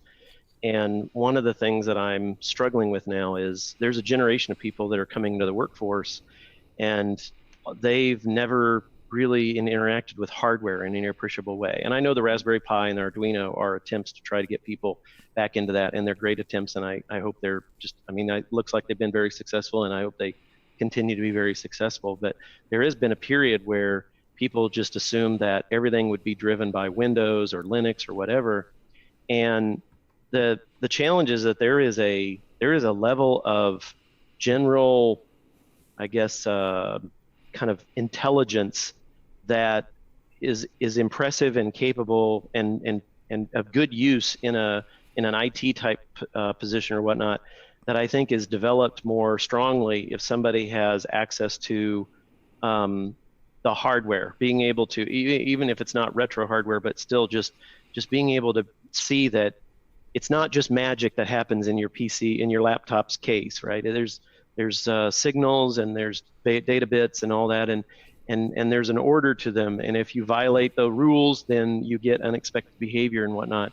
And especially when things, because this happens in the real world, just as it does in the retro environment, we have things in our manufacturing floor that are obsolete. The companies went out of business or whatever, but the product still works. It's a laser cutter or a mill or whatever, right? And you still need it to work. And so sometimes you have to go out there and say, well, I can't talk to the people who designed this. So I'm going to have to essentially reverse engineer it, just like you would do, like you're saying, Steve, for MAME in a retro machine. You've got to get the hardware, you got to poke and prod at it for a while, and you got to figure out what it does. And then you have to recreate that in a piece of software or whatever to emulate enough of it so that your mill or your laser cutter or whatever will continue to work. There's going to continue to be a great value to people who can do that, or at least understand how to do that. And I think projects like this continue to help people refine those skills. I mean, it's fun, the 6809, 6502 and whatnot, but at the end of the day, I feel like they're getting a skill that they can translate into the workforce. And at least from my perspective, if they say, yeah, I did stuff like this, that's going to give me a little bit more comfort that when the shop floor or plant floor is down and not functioning, and we got to have somebody that walks in and try to figure out what's going on, the person's armed with all of this knowledge of how to debug, diagnose, reverse engineer, whatever, to get it back up and running as quickly as possible. It's Cool. Right. Yeah. I mean, just to add to that a little bit, like there's a lot of good documentation on, old, these older computers. You get the whole schematics, you get a lot of details on how the chips work, how the OS works. You get the commented, OS details itself. Nowadays, a lot of that stuff is missing, and you just push buttons and magic happens. And if it doesn't happen, then you're kind of stuck. Yep. Which, yeah. Get off my lawn, right? Yeah, well, we had, what was his name? We had Guru Santiago on a couple of weeks ago, who's working on some high-end modern stuff, and he's like, nobody understands how a CPU works anymore. Where he had actually lived in a time where he helped develop some custom CPUs that helped with the space shuttle navigation or whatever it was, telemetry with liftoff. So there was a time where he was influential in designing a processor, but it's like, at this point, we don't know how they work. There's just too complex for any one person to grasp. And that's true of software too. I mean, a lot of people now write software and they're just making API calls. They have no idea what's going on under the hood in the API call. If there's a bug in there, you're stuck with it. Well, and I was going to say too, talking about that skill translating to the workplace. It's difficult. I guess more difficult to take someone, whether it's a student, for example, a kid that's interested in the STEM field, and teach them 64-bit assembly language. And that's very complex. Whereas if you could start out and had some sort of platform like this and teach them 8-bit assembly language and then graduate them up, I mean, one day they may be able to understand how bootloader works. Mm-hmm. True. Very much. Yeah. Baby steps. It's pretty cool. Do we have more to show off, AirTurk, from your presentation, or? I think that's all. We covered a lot of stuff. I do want to ask. I started looking at the Nitro S9 stuff. You're wasting your time there. Yeah. I was gonna put it in a nice way. Well, we have a guy here who knows a little something about that. On the panel, L. Curtis. I will just send him a setup. How's that? No, well, go ahead. You've got a great resource right now. Go ahead and ask your question. That's actually what I want to do. Find somebody who knows this stuff, and we bring it up. I mostly support hardware. I know there's been a couple of ports of the Nitrous 9 kernel to some other custom hardware projects that people have made too. So you wouldn't be the first one to do that either. So. Okay. Yeah, I just gotta find out what the hardware requirements are, like timers, hard drive support, and things like that, and then emulate it. Yeah. Well, that's a pretty wide swath. I mean, OS 9 is a modular system, so there was all kinds of hardware for different floppy controllers and hard drive controllers and different video chips, because it was not just for the CoCo stuff. I mean, that works on the FM7, the FM77, and a whole bunch of other machines too. Which do you think would be, if you wanted to emulate an environment to run OS 9, like level 1, for instance, what do you think would be the simplest OS 9 capable environment to run? Probably a terminal-based one, to be honest, which sounds like what he's doing already. So what did one of those. Platform would that be? What FM77, FM7? Which one would be a terminal-based environment that he could maybe do a search on? I'm trying to remember, because Boise had a couple in the source in the GitHub repository. There's already some terminal-based projects that are OS 9 level 1 based. I just can't remember the name of them off the top of my head. Well, we can get you that. Yeah, we'll get you that. So that should be easy for us to figure out, and then you can just look at the hardware requirements for that environment and try to emulate that. And, yeah, that would be great. Yeah. And then you'd be a lot closer to being able to bring OS 9 up. Level 1 anyway. Level 2 it's a significantly larger you have effort. to have MMU hardware support and all kinds of things too. So. Yeah, that's too much for Arduino for sure. That's cool. David Ladd, are you with us? David, do you copy? We don't know where David's probably frying something up somewhere. I just wanted to get some input from him on his Arduino project, his PS2 keyboard mouse adapter thing. I can give you a little bit of detail on it because I have a copy of it here. It's an Arduino sketch. PS2 to he doing the mouse functionality and converting it to the CoCo's mouse inputs. with enough resolution to do, what's the high resolution paint program that you can use on the Coco Creek? Color Max. Okay. Yeah, so his goal was to create enough resolution so that you could do the high resolution capabilities on Color Max using just the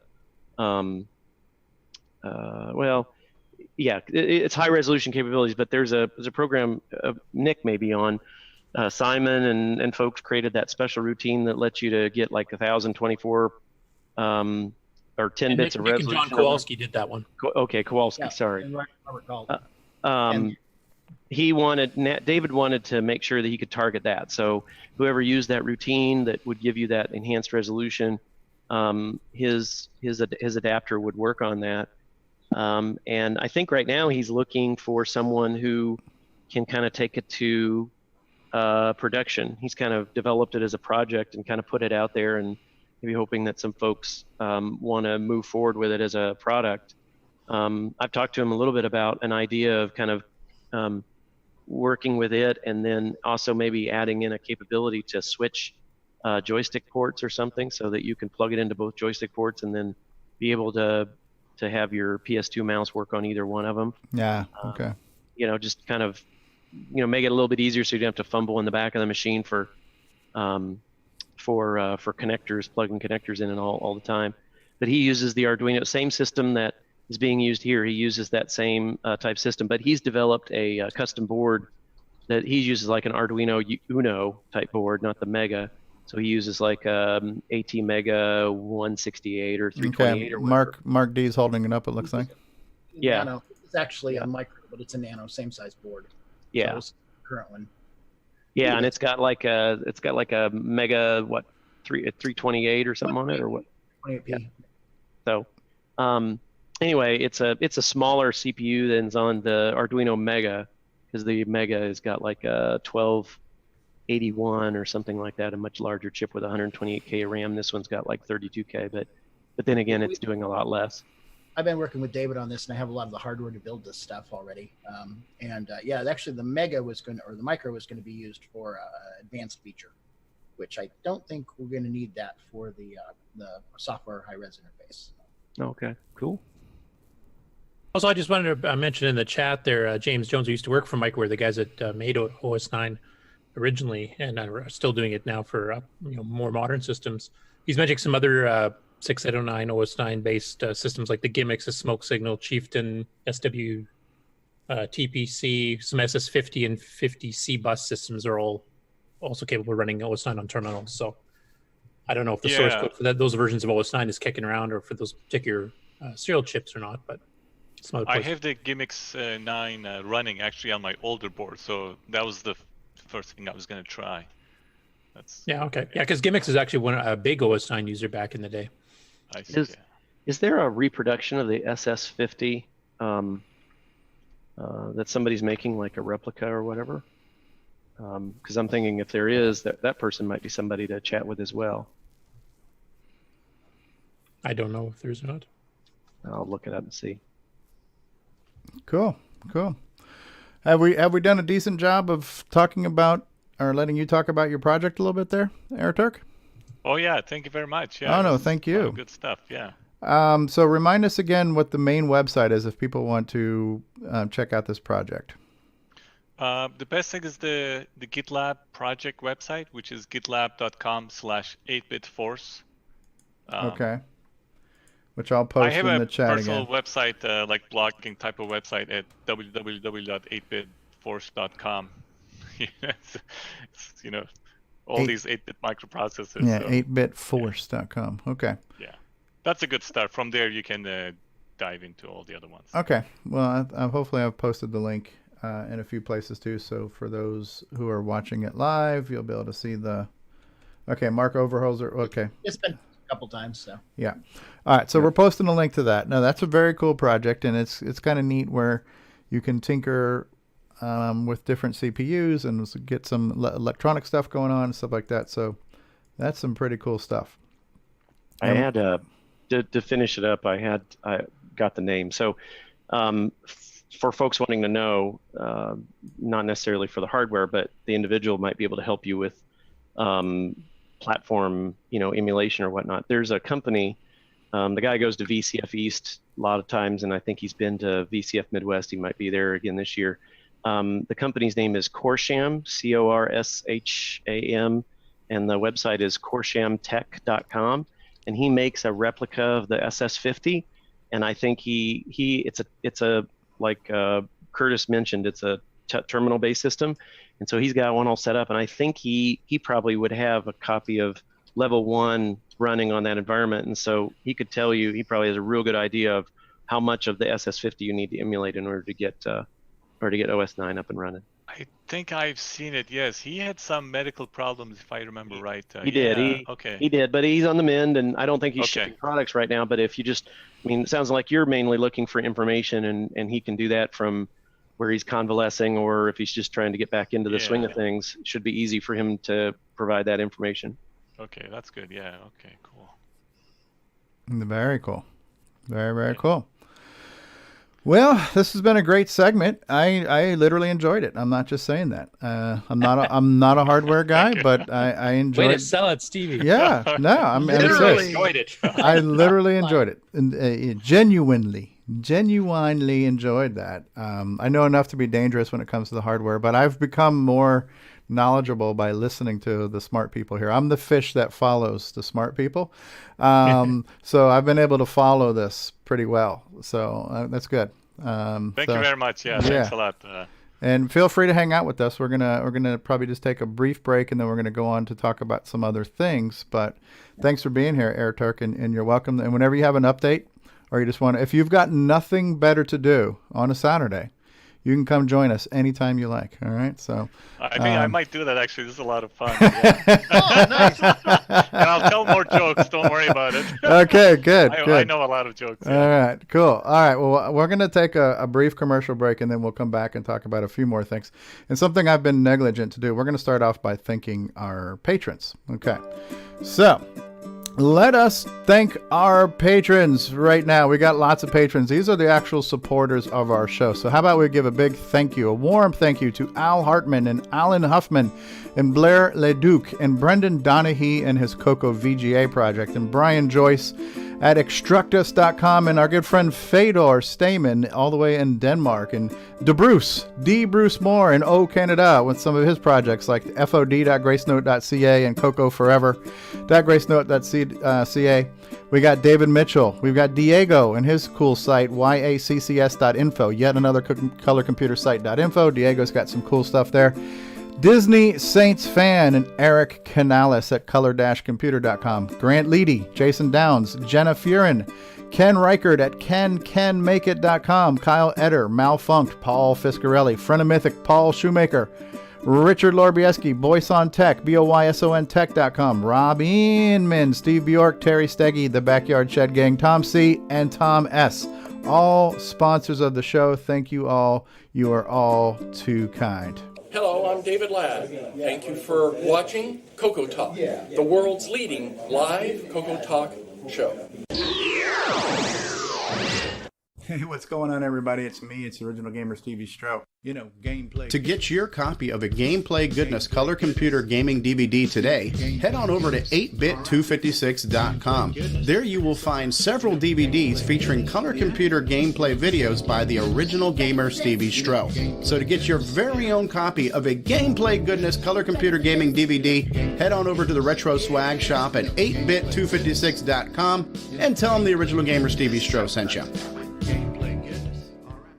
It's a Radio Shack Merry Christmas. This year, I needed to give a real family pleaser. Honey, please help me with this budget. How about a new game, Dad? Please. And I found it. Radio Shack's Color Computer 2. On sale for just $99.95. It entertains, educates, manages. It's expandable and affordable. Now that really pleases me. The Color Computer 2. Sale price for Christmas. Only at Radio Shack. Yeah. Hi, I'm Tim. Playing Dagger like that idiot from the book. You're watching CoCoTALK.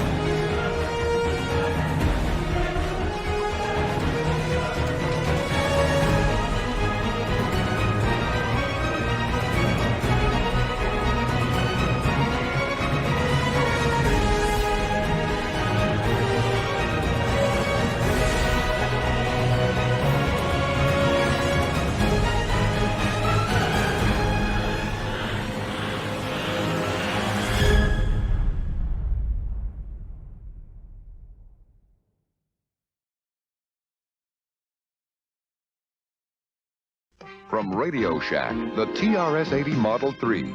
And at $200 off, it's a great value. Select from Radio Shack's huge program library to aid your children's education, plan your personal and household budgets, or to entertain with fast-action games. You can even learn to write programs. The TRS-80 Model 3, on sale for $7.99, only at Radio Shack and Radio Shack Computer Centers, the computer experts. We now return you to CoCoTALK. And we're back. Much to Jim Brain's disappointment, we are back. We are on the air. And welcome, everybody. And so we have a topic this week, which hopefully will be as entertaining as our first segment. But we were going to talk about the Coco community evolution, right? I think that was our suggested topic. How have things changed in the past week or two, right?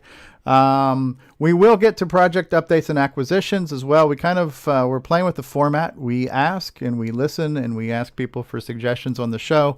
And it was suggested on our Discord server that maybe we don't spend as much time at the top of the program telling everybody what we did this week and what our favorite color was and all that kind of stuff and what color keys we want on our new Coco 3 keyboard. But we bumped that later on. So we got to our main segment right away. Thank you, Air Turk, for doing that. We have a host discussion topic, which was suggested by Steve Bjork, who unfortunately cannot be with us today. But I thought it was a great suggestion. And so the idea is how has the Coco community evolved from the old days to the new days? And there's enough mixtures of us here. Some of us were active in the early days of the community, and some of us are new, like myself. And so we probably have lots of, and Mark D. Overholzer. So we probably have lots of different perspectives on this. So we're going to go ahead and open the floor. Maybe we start with, I'll put you guys on the spot, but probably Rick Adams and Curtis Boyle, and then probably even Nick Marentes are some guys who have been some of the pioneers of some early events, like especially going back to like Penn Fest and Rainbow Fest and stuff. So where do we want to begin with this? Like what was the community like in the glory days? Anybody want to start with that? Rick? Well, I suppose I could start. Yeah. No pressure. Yeah. Thank you. You're too kind. Why are you here, You're Rick? way too kind. Yeah. Not kind enough. Okay.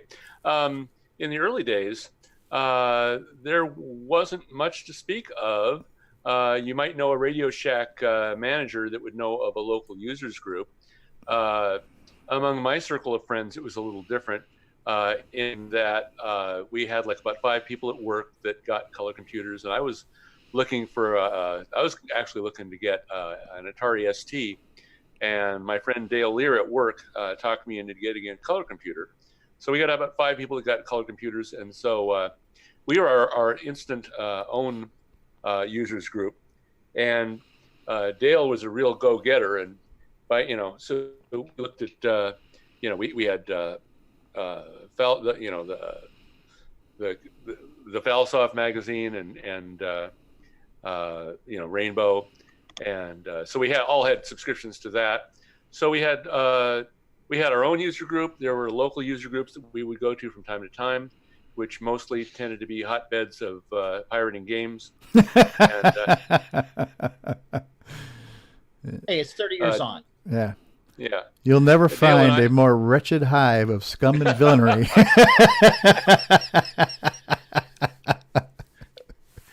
Dale and I showed up to one of our local user groups, and while Dale was talking to the guy that ran the users group, one of his compatriots was behind Dale, taking a program pack from his backpack and taking it over to copy it, and it wouldn't copy. So he comes back to Dale and says, "Hey, your game, it won't copy." And Dale says, "Give me that."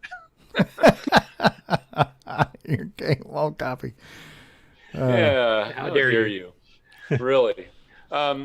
So, and Dale by that time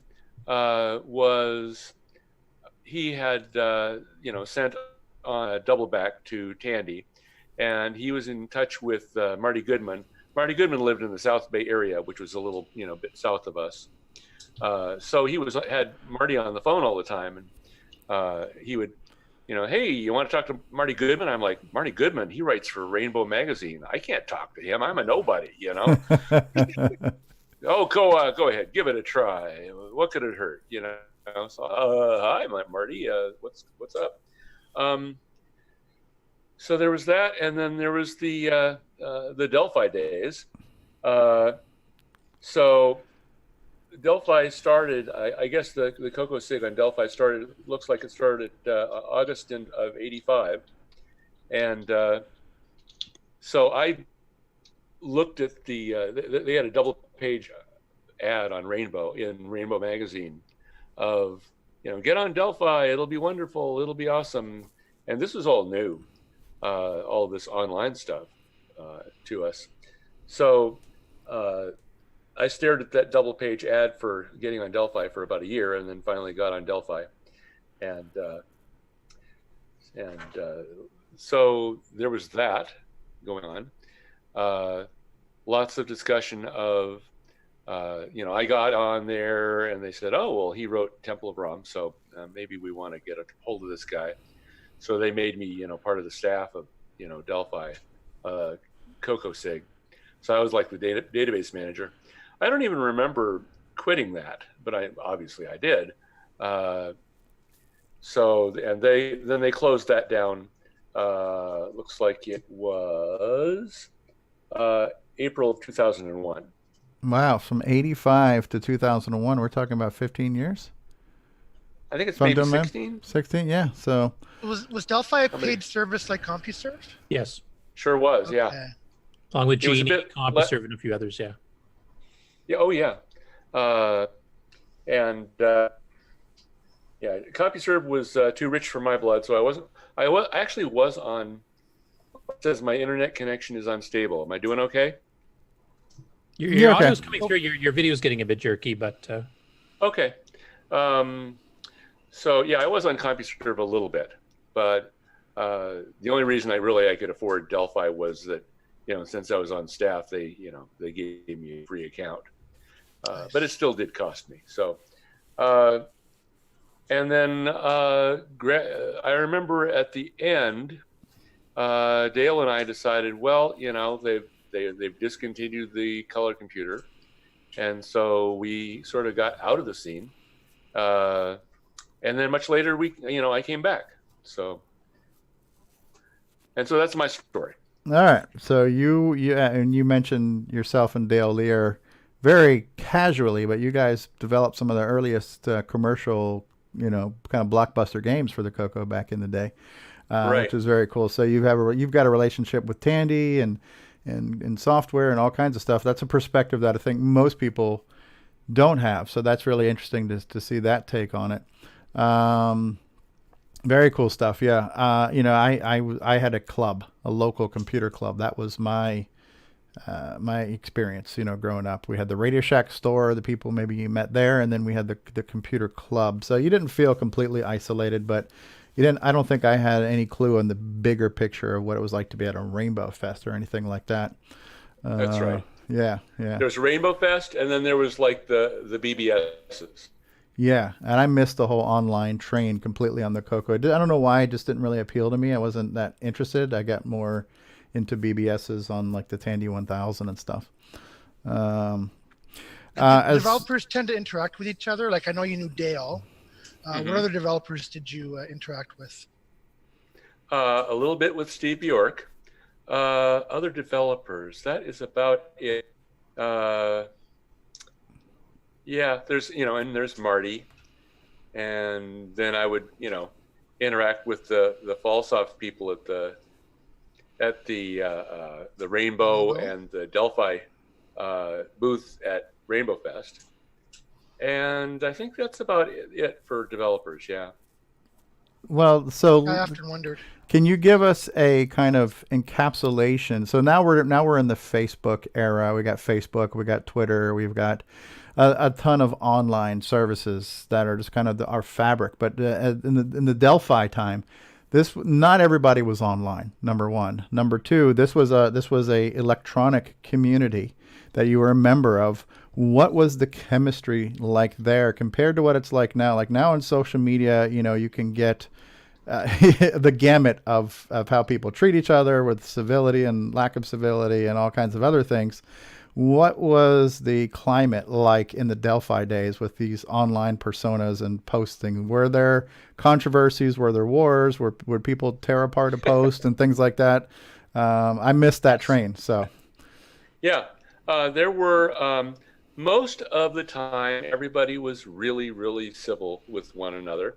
There were little controversies and little wars and things like that. There was a lot of sort of good-natured competition between the CompuServe people and the Delphi people, but that was pretty, civilized. That was tongue-in-cheek for the most part. Exactly. Yes.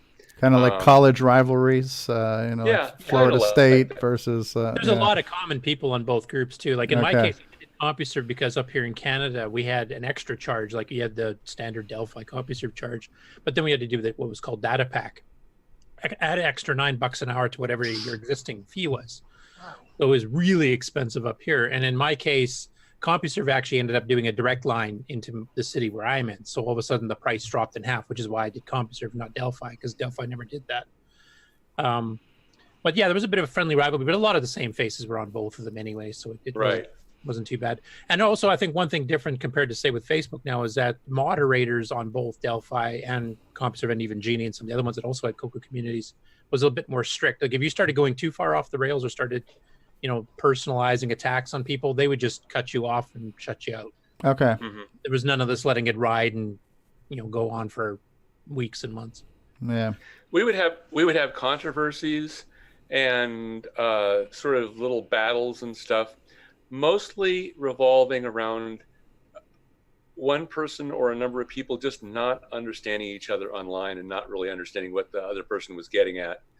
And a lot of times it would get pumped up by all of the factions' little fanboys. It's sort of like one thing I will mention too, Marty seemed to be at the center of quite a few of these.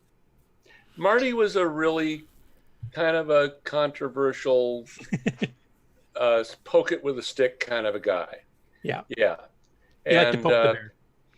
Yep. But usually what would happen is that the two people that were fighting would actually call each other on the phone. Oh, wow. Imagine that. And suddenly discover that they completely had nothing to fight about. Even though they would be surrounded by groups of people on either side that were like, cage match, yes, fight.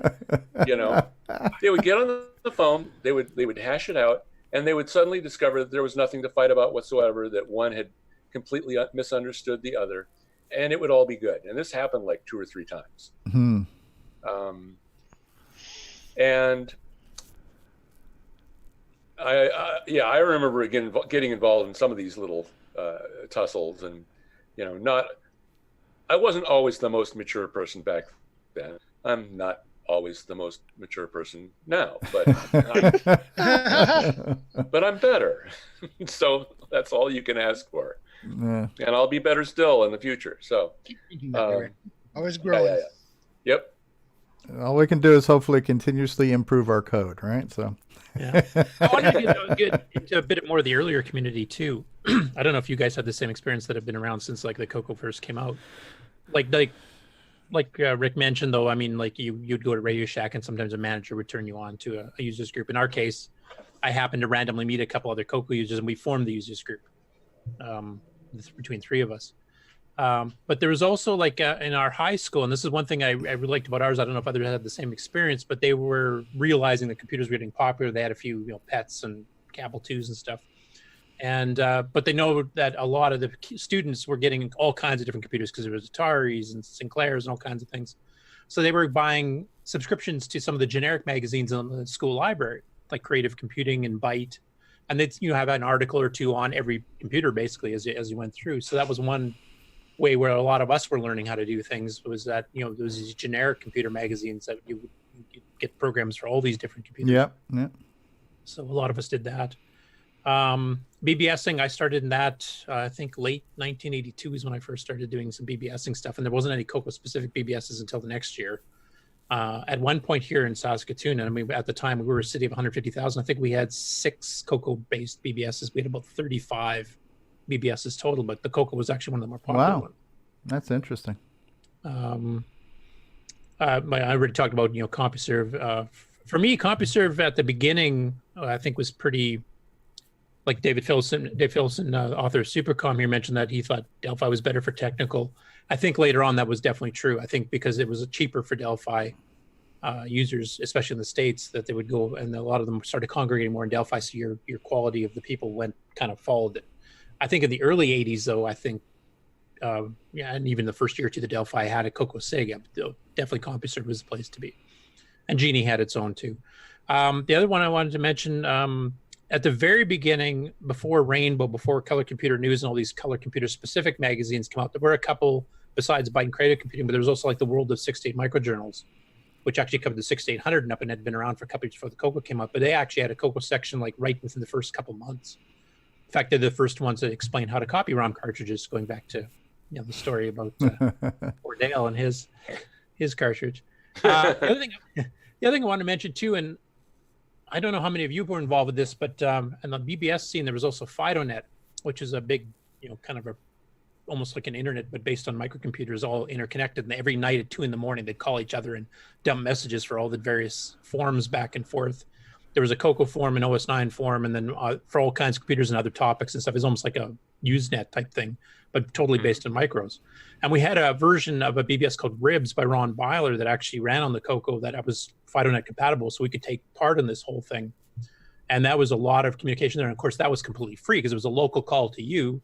And then, at late at night when the rates were cheaper is when all these BBSs would talk to each other. So they never charged any of us for this. And that was a worldwide thing. So stuff was going across North America, to go across to Japan, to go across to Europe. And we did a lot of communication that way. And Rick, I'm guessing you probably used Usenet a bit in the day too to some of the groups. Absolutely, yeah. Matter of fact, I ran my own Usenet node from my color computer. Oh, cool. As you might remember. Yeah.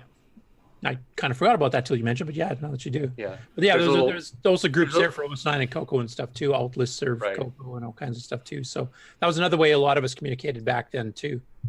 And the magazines and the trade shows, as mentioned before, like PenFest and Color Expo and Rainbow Fest and everything else too. So there was a lot of ways to get communicated, and it grew kind of almost exponentially, I think, between the early 80s through the late 80s, and then it kind of started to die back down a bit as the computer got discontinued and all the bigger machines were, like the Macs and PCs, were taken over. But ironically enough, the last few years, it's been seen a resurgence. It's actually growing again. It's not shrinking anymore. So that's the rather when they discontinued the color computer, I mean, that hit us in the gut. Mm-hmm. It's like, well, the bottom just fell out. So and so then Dale and I left, and a lot of you guys stayed. So everybody says, well, you did an actual game for Tandy, you must be pretty special. And I'm like, no, you guys are the special guys. I dropped out for many years. So Delphi, just before they pulled the plug on Delphi, somebody, I guess it's Alan Weston, did a dump of every message that he could get a hold of on Delphi. And so that's available in the Color Computer Archive, a database of all those messages. And so just recently I put those on the web. Yeah, so we're going to show that off. That's right. Sorry. Yeah, no, that's fine. But I just want to we'll show that off on all its glory, and I'm really interested in that too. No, you don't have to move on. Just reminding you. We want to spotlight it. Yeah. Right. Okay. I will mention Alan West. Oh, go ahead, Rick. It was interesting. It's like I looked just now, and so I had there's 859 messages from me in there, and there's 856 from York. So I beat him. Actually, that's not necessarily true because there's a lot of messages that are missing. So it's not necessarily true. It's not. And Steve was a 6809er back then, wasn't he? Yes, 6809er was 6809er. His username. The times of handles. Yeah. Dale and I were uninspired. My handle was Rick Adams, and his handle was Dale Lear. So yeah. And see, that was easier to use in CompuServe. You had those stupid numbers. Like mine was 71310, 71. Yeah. Yeah, that's something I'll never have to remember. and then funny. Dale Lear had I see 88 messages. So I don't know. I'm thinking that he had more than that, and they should be missing. There's a bunch missing. I mean, when Alan dumped that, he also dumped the Oceanside BBS message logs as far as he could. He also dumped CompuServe, and actually, I've got those on my website, just not interactive like you're working on. Discuss later, but I just have dumps of the messages.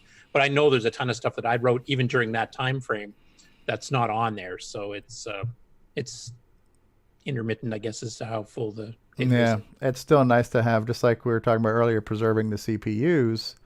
To preserve some of this human interaction that's taken place in the history of this well, the other thing that machine. both those communities had too was they had file upload download areas too, where people were submitting software like crazy or patches else, and a lot of that stuff has been lost. I mean, some of it's on RTSI, and some of it's managed to keep. And but there's chunks I know that I used to have that are gone. My floppies don't work, and nobody else seems to have them. So there's a lot of software that got lost.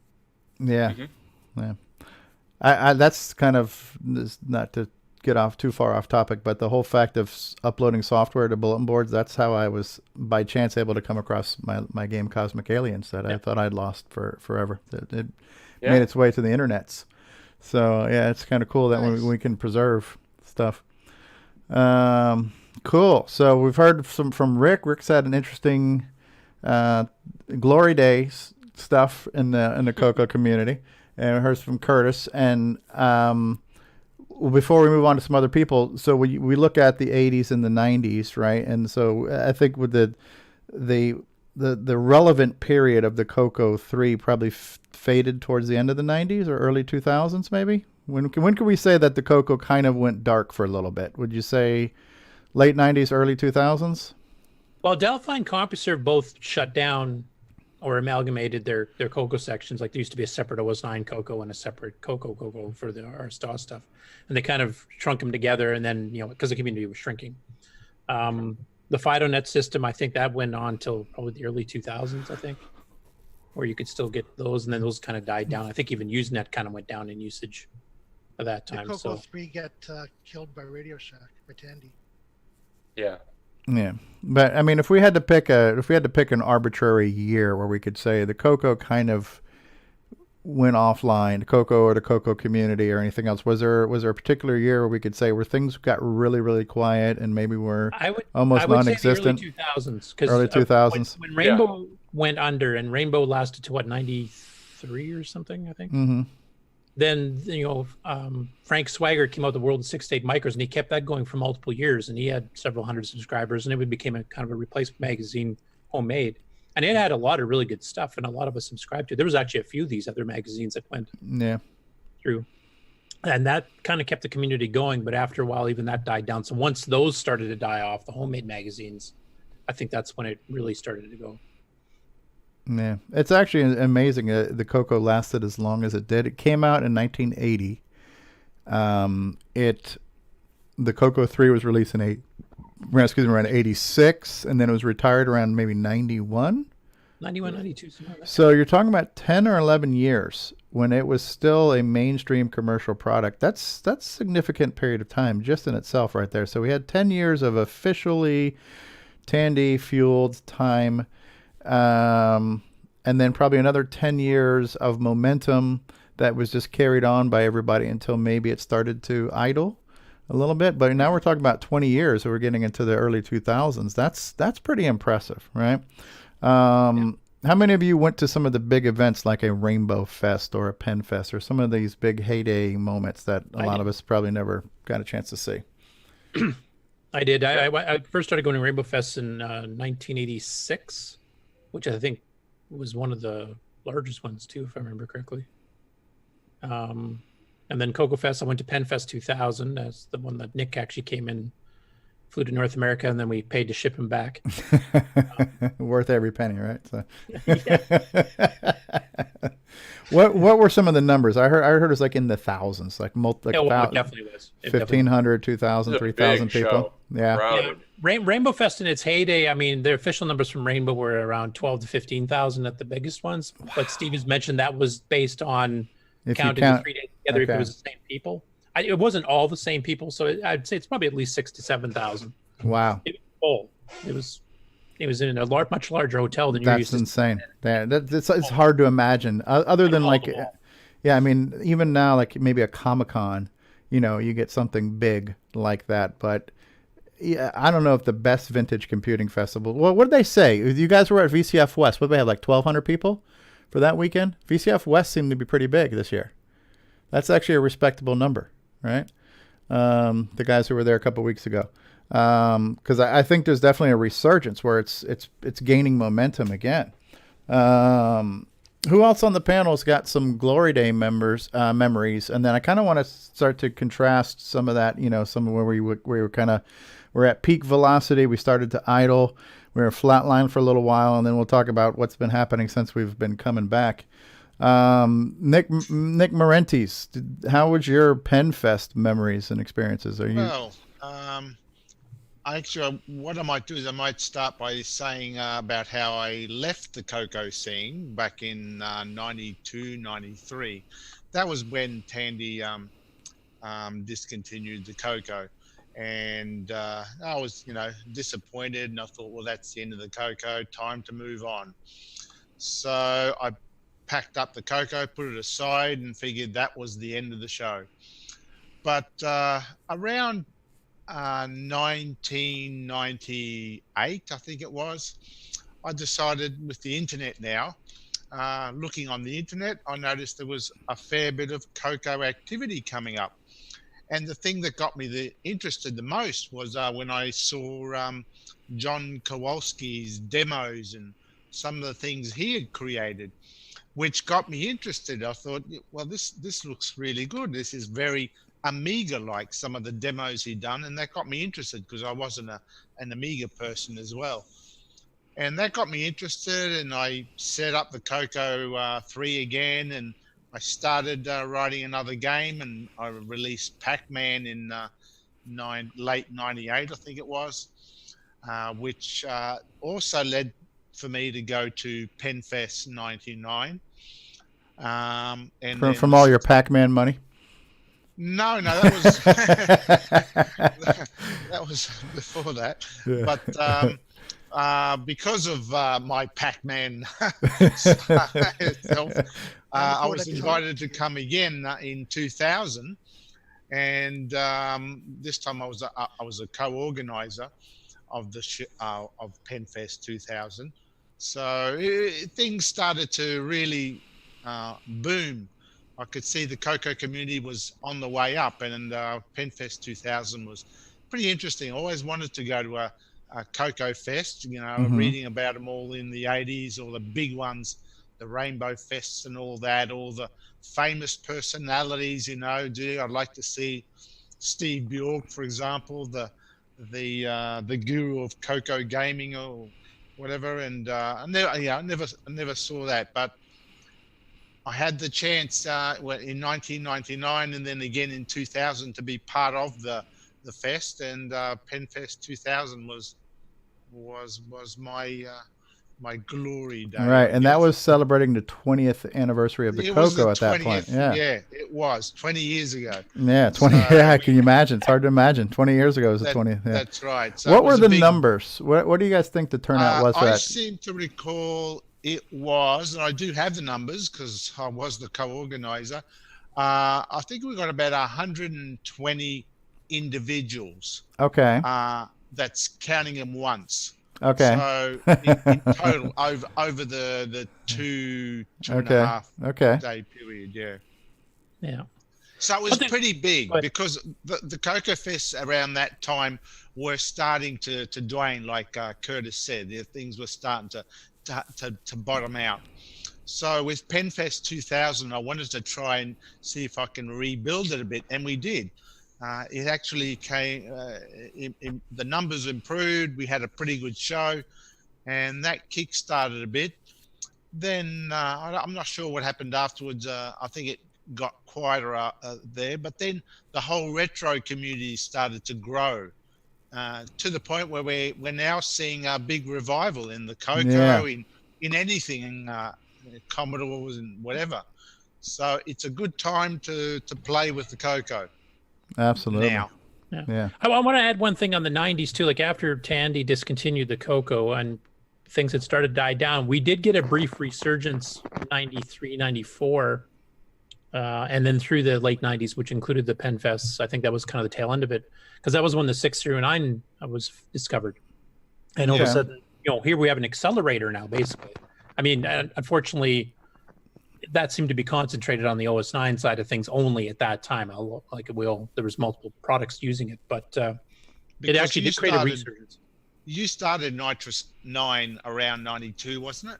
Yeah, and Power Boost beat us by a couple of months. Yeah, so there was two competing products. But as far as the RS-DOS community, I mean, Roger Taylor did a few things with it, and one or two others did, I think, but not too many people did. I think the 90s became the OS9 or Nitrous 9 period. Yeah, that tended to take over, and I guess that's why you left. Bailed out.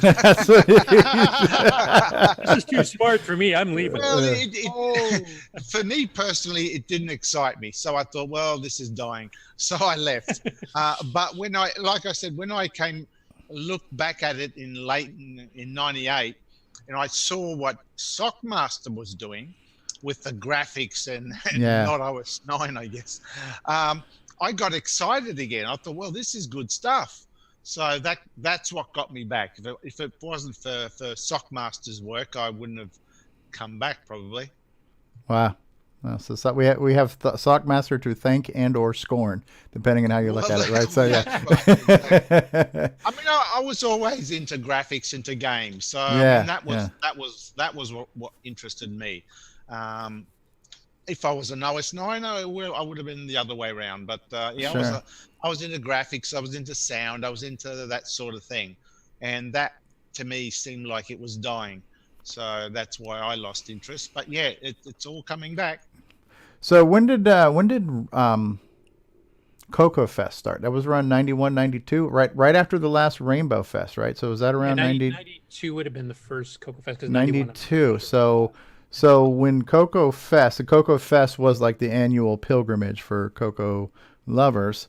And so the Glenside Color Computer Club had the last Chicago Coco Fest, which was supposed to be one more hurrah. There's no more Rainbow Fest, so let's just have a Chicago Coco Fest, right? The first Chicago Coco Fest was actually mainly spearheaded. I mean, Glenside definitely helped quite a bit, but it was mainly spearheaded by Nancy Myers of Coco Pro, which was a software vendor at the time, one of the main one we had left at that point. And they're the ones that kind of organized it the first year. They're the ones who got that started. And then Glenside took it over starting the second year. Okay. Right. So around 91, we had Coco Fest. And to their credit, and to this day, Coco Fest is still here, right? I've been to 4 in a row now, past 4 years, but I just found out about it. I'm kind of a newbie to the community. But Glenside has been keeping the Chicago Coco Fest alive for, what is this going to be now, the 29th? 29th annual, last Chicago Coco Fest, 29 years they've been keeping that flame alive. That's pretty impressive. How many of you have been to some of the earlier Coco Fest versus some of the newer Coco Fest? Do you have any experiences to contrast and compare? Well, as Nick mentioned, the 90s was basically the OS9 Nitrous 9 years. Okay. And Power Boost for the first couple of that. Plus, there was a lot. That was all the Coco 4s too, like the MM1, the Tomcats, TC70, TC9, the System 4 and System 5, PT68K boards. So there was a lot of enthusiasm about the 68K based machines too. And then Chris Burke was working on the Rocket board, which is basically going to take one of those types of machines on a card to put into your Coco itself, and then you'd get a kind of a dual hybrid machine. Unfortunately, you didn't have orders to do the hardware. And as we were discussing earlier with Urtek and stuff, Back then, to do the hardware was hyper expensive, and you had to send off to get boards made for $1,000 for a sample and whatever else. So he needed a minimum of like 500 orders to get. I think he only made it up to 300 with deposits. Wow. So return the money, and then we couldn't go any further than that, unfortunately. But yeah, no, it definitely kept things going. The Coco 4 had a lot of enthusiasm, but once again, that was for the OS9 people. And Nick's right. That decade was pretty well until the tail end of it was basically the OS9 people were thriving like crazy. Yeah. This basically kind of died down, and then it kind of reversed in the 2000s. And was that kind of considered the divide at that point, where you had the OS9ers versus the RS DOSers? It wasn't a divide on purpose. I think it was because people were trying to come out with new hardware to keep the Coco community alive and to give us new stuff, hard drive controllers and no-halt floppy controllers and all this kind of stuff, the fancier hardware. And it was so much easier to write a driver for Nitrous 9 or OS 9. You just plop this in, you install the new hardware, and away you go. You don't have to change anything else. All your programs just run. Whereas, if you're trying to do that in Disk Basic, you had to do these kind of hack job things, and they weren't 100% compatible. And, sometimes things work, sometimes they didn't. We even hit that in the SDC occasionally these days, where you have to kick it back to Disk Basic to get certain programs to run properly. And on OS 9, for the most part, we didn't have to worry about that. I replaced my old MFM drive with a SCSI drive or an IDE drive. I just replace it and swap the driver out, and voila, I'm up and running. Well, yeah. Were there any kind of spats or personality clashes back in the older days, where individuals or groups or camps were less filling tastes great type stuff, or was it fairly civil in the 90s and early 2000s? Well, there was the OS 9 Disk Basic divide. That I think it was more tongue in cheek. There was a few people that were kind of serious on both sides of it. Hi, okay. Nick. Hi, Nick. He's now a champion of OS 9, by the way. As you can see, it's still there. He's turned his coat. Yeah.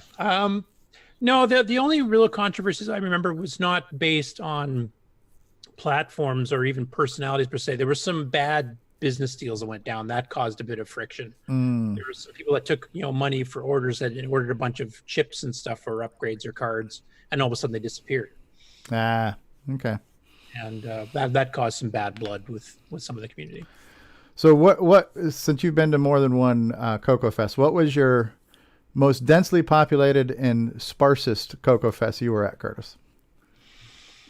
Well, the sparsest would have been the last one I went to when I took a break from the community. Well, I didn't take a break from the community as a whole. I stayed on the listservs, and I stayed on the internet stuff. My website, my game site and stuff started during this period too. But basically from 2002 on till we both went to the same Coco Fest, your first one. The last one before I left, it had already been dying down as like this maybe 80 to 90 people.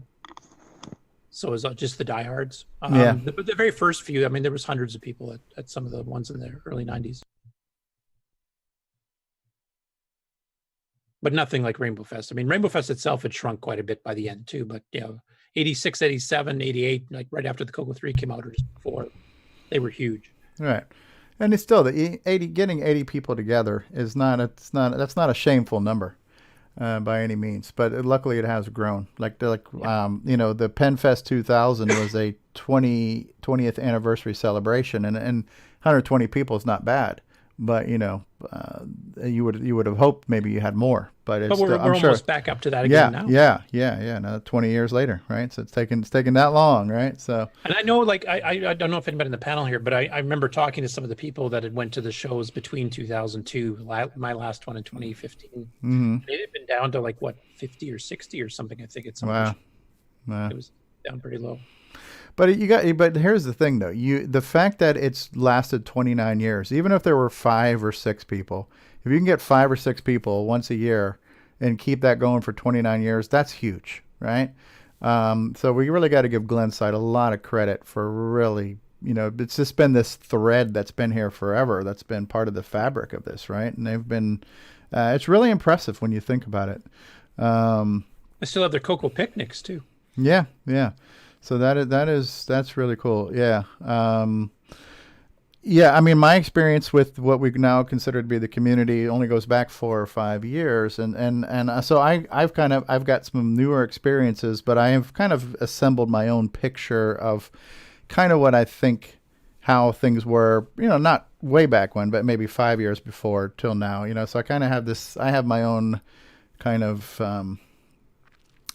image in my head of how things were, So it definitely seems like there was that time where things idled, maybe almost stalled, is just kind of quiet.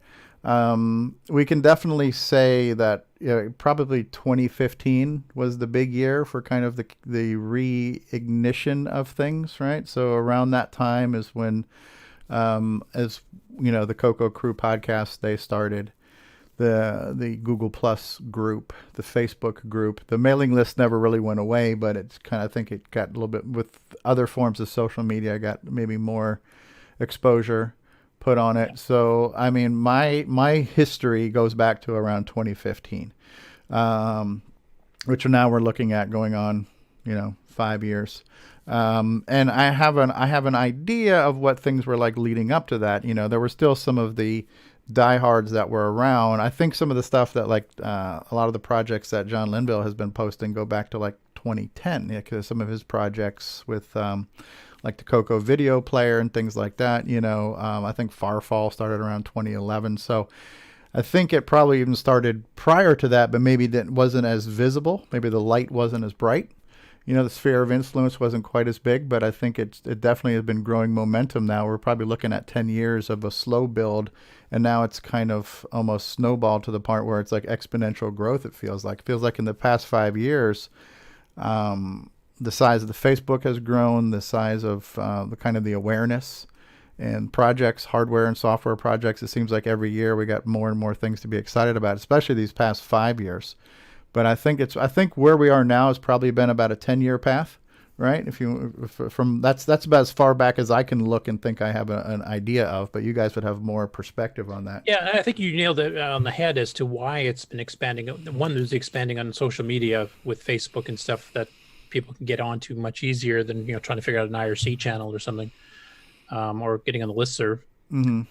And also the fact that new hardware, new software started coming out. Because from my understanding from the last few years in the late 2000s is that basically it was just people reselling stuff that had been out for years already. Oh, okay. Yeah. Stuff. It almost became like a flea market. Yeah. Yeah.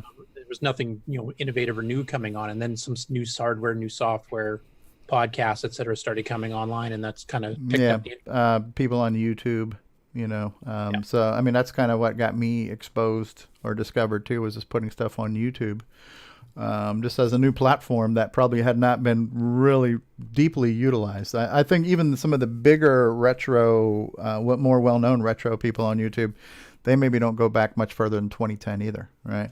I enjoyed I was watching gameplay videos for Coco. That's how I found you guys, and there are a couple other guys who were putting play videos.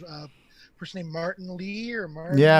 Marlon Lee. Yeah, he did a lot of Coco YouTube play videos, and then so I watched his and I watched yours, and that's how I ended up here. Yeah, so I think the internet, the modern internet, and what we'll call social media, and I'm going to include YouTube in on that. So YouTube and Facebook have probably been great assets to raising awareness, right? Getting more people involved. Yeah, it's been an interesting ride. Can I do a screen share? Yes, go ahead, L. Curtis. Find it here. James Jones says, an annual picnic that the Glenside people held. Boise and I went to one, and on the way back went a bit nearer to a possible tornado than I would have liked, even for an Oklahoma boy. Somebody had asked what the Coco picnic was, so James answered them. Uh-huh. So you guys seeing my screen there? That's a shot the Rainbow Reporter. 86 Rainbow. So that's just a shot of one of the hallway paths, and you can see it's pretty well wall-to-wall people. You can't even move. Yeah, that's what I remember from Rainbow Fest in its prime, is that it was just wall-to-wall people. So let's go. Another one here with Dave Dyes, or that's the Radio Shack booth there on the right. Disto, the super controller, huh?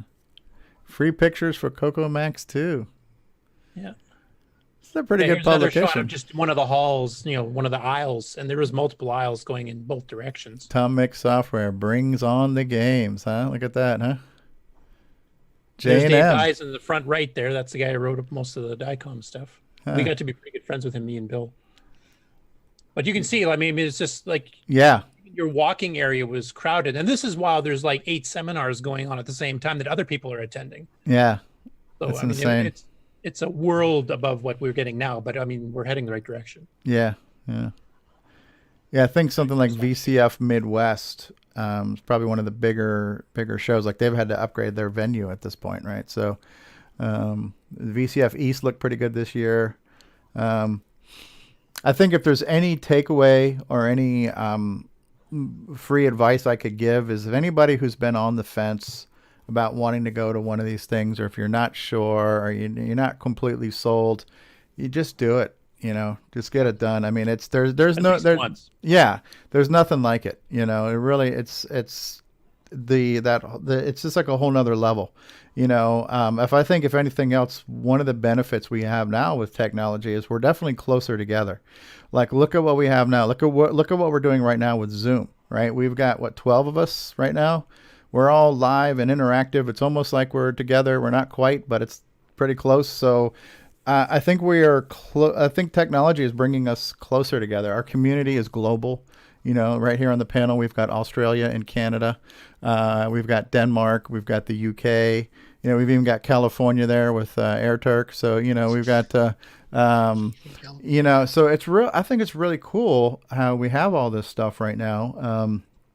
And you hope, right? If right now we're talking about the past and the present, if we're going to project for the future, you would hope this will continue to grow and improve and hopefully become more positive, right? Chicago Rainbow Fest 1987 opens to thousands. Over 12,000 people joined CoCoCat for the 13th Rainbow Fest. Wow. Seminars and sandboxes were a hit, huh? Sandboxes where you get to play in a sandbox? Wow, 12,000 people. That's just hard to imagine, right? I don't think even VCF Midwest is going to get 12,000 people. They might get 2,000. They might get 1,000. I don't know, but who knows? That's still pretty cool, right? Yeah.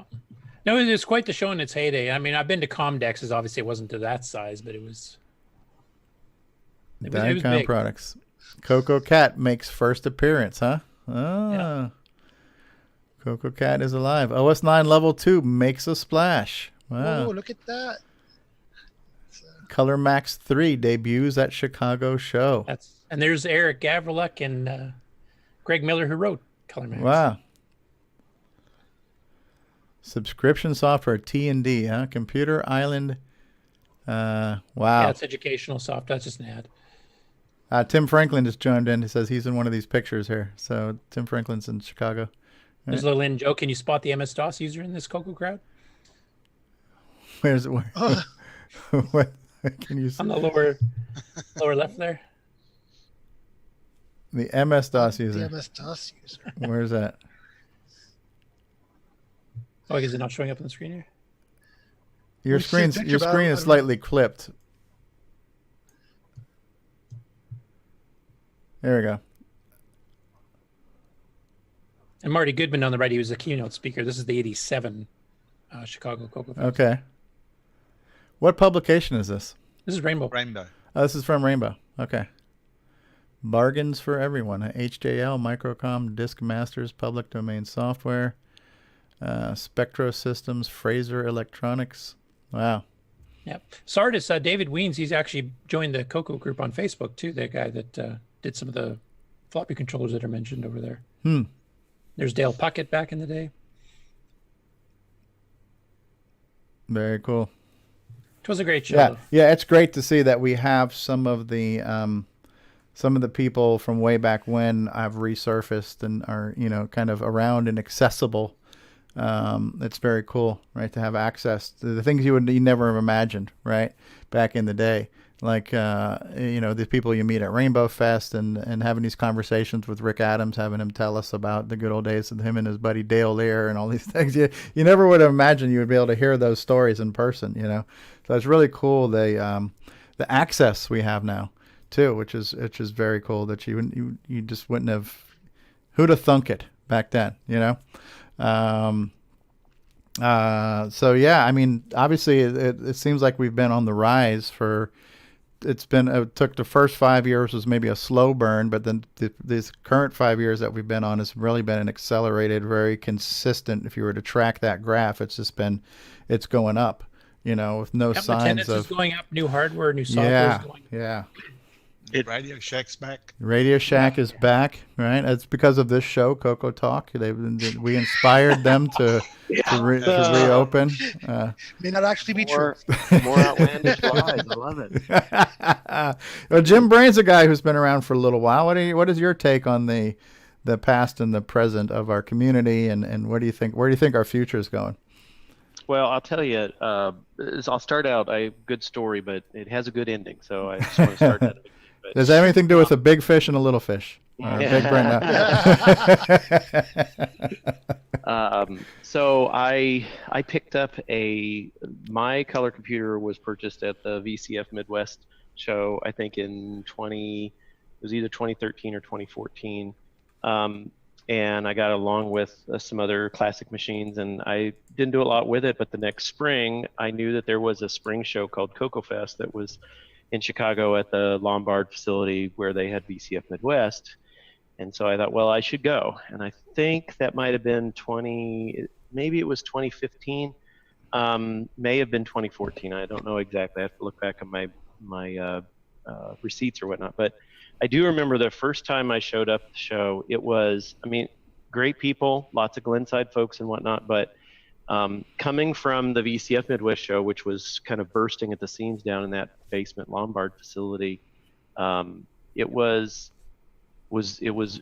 concerned because I came and I thought, well, I remember camping out at one of the ends of the basement, that big room, and there was just a whole bunch of tables that didn't have anybody there, and so it was just free space. And I remember bringing my computer down and sitting it down there, and I was working on it and whatnot.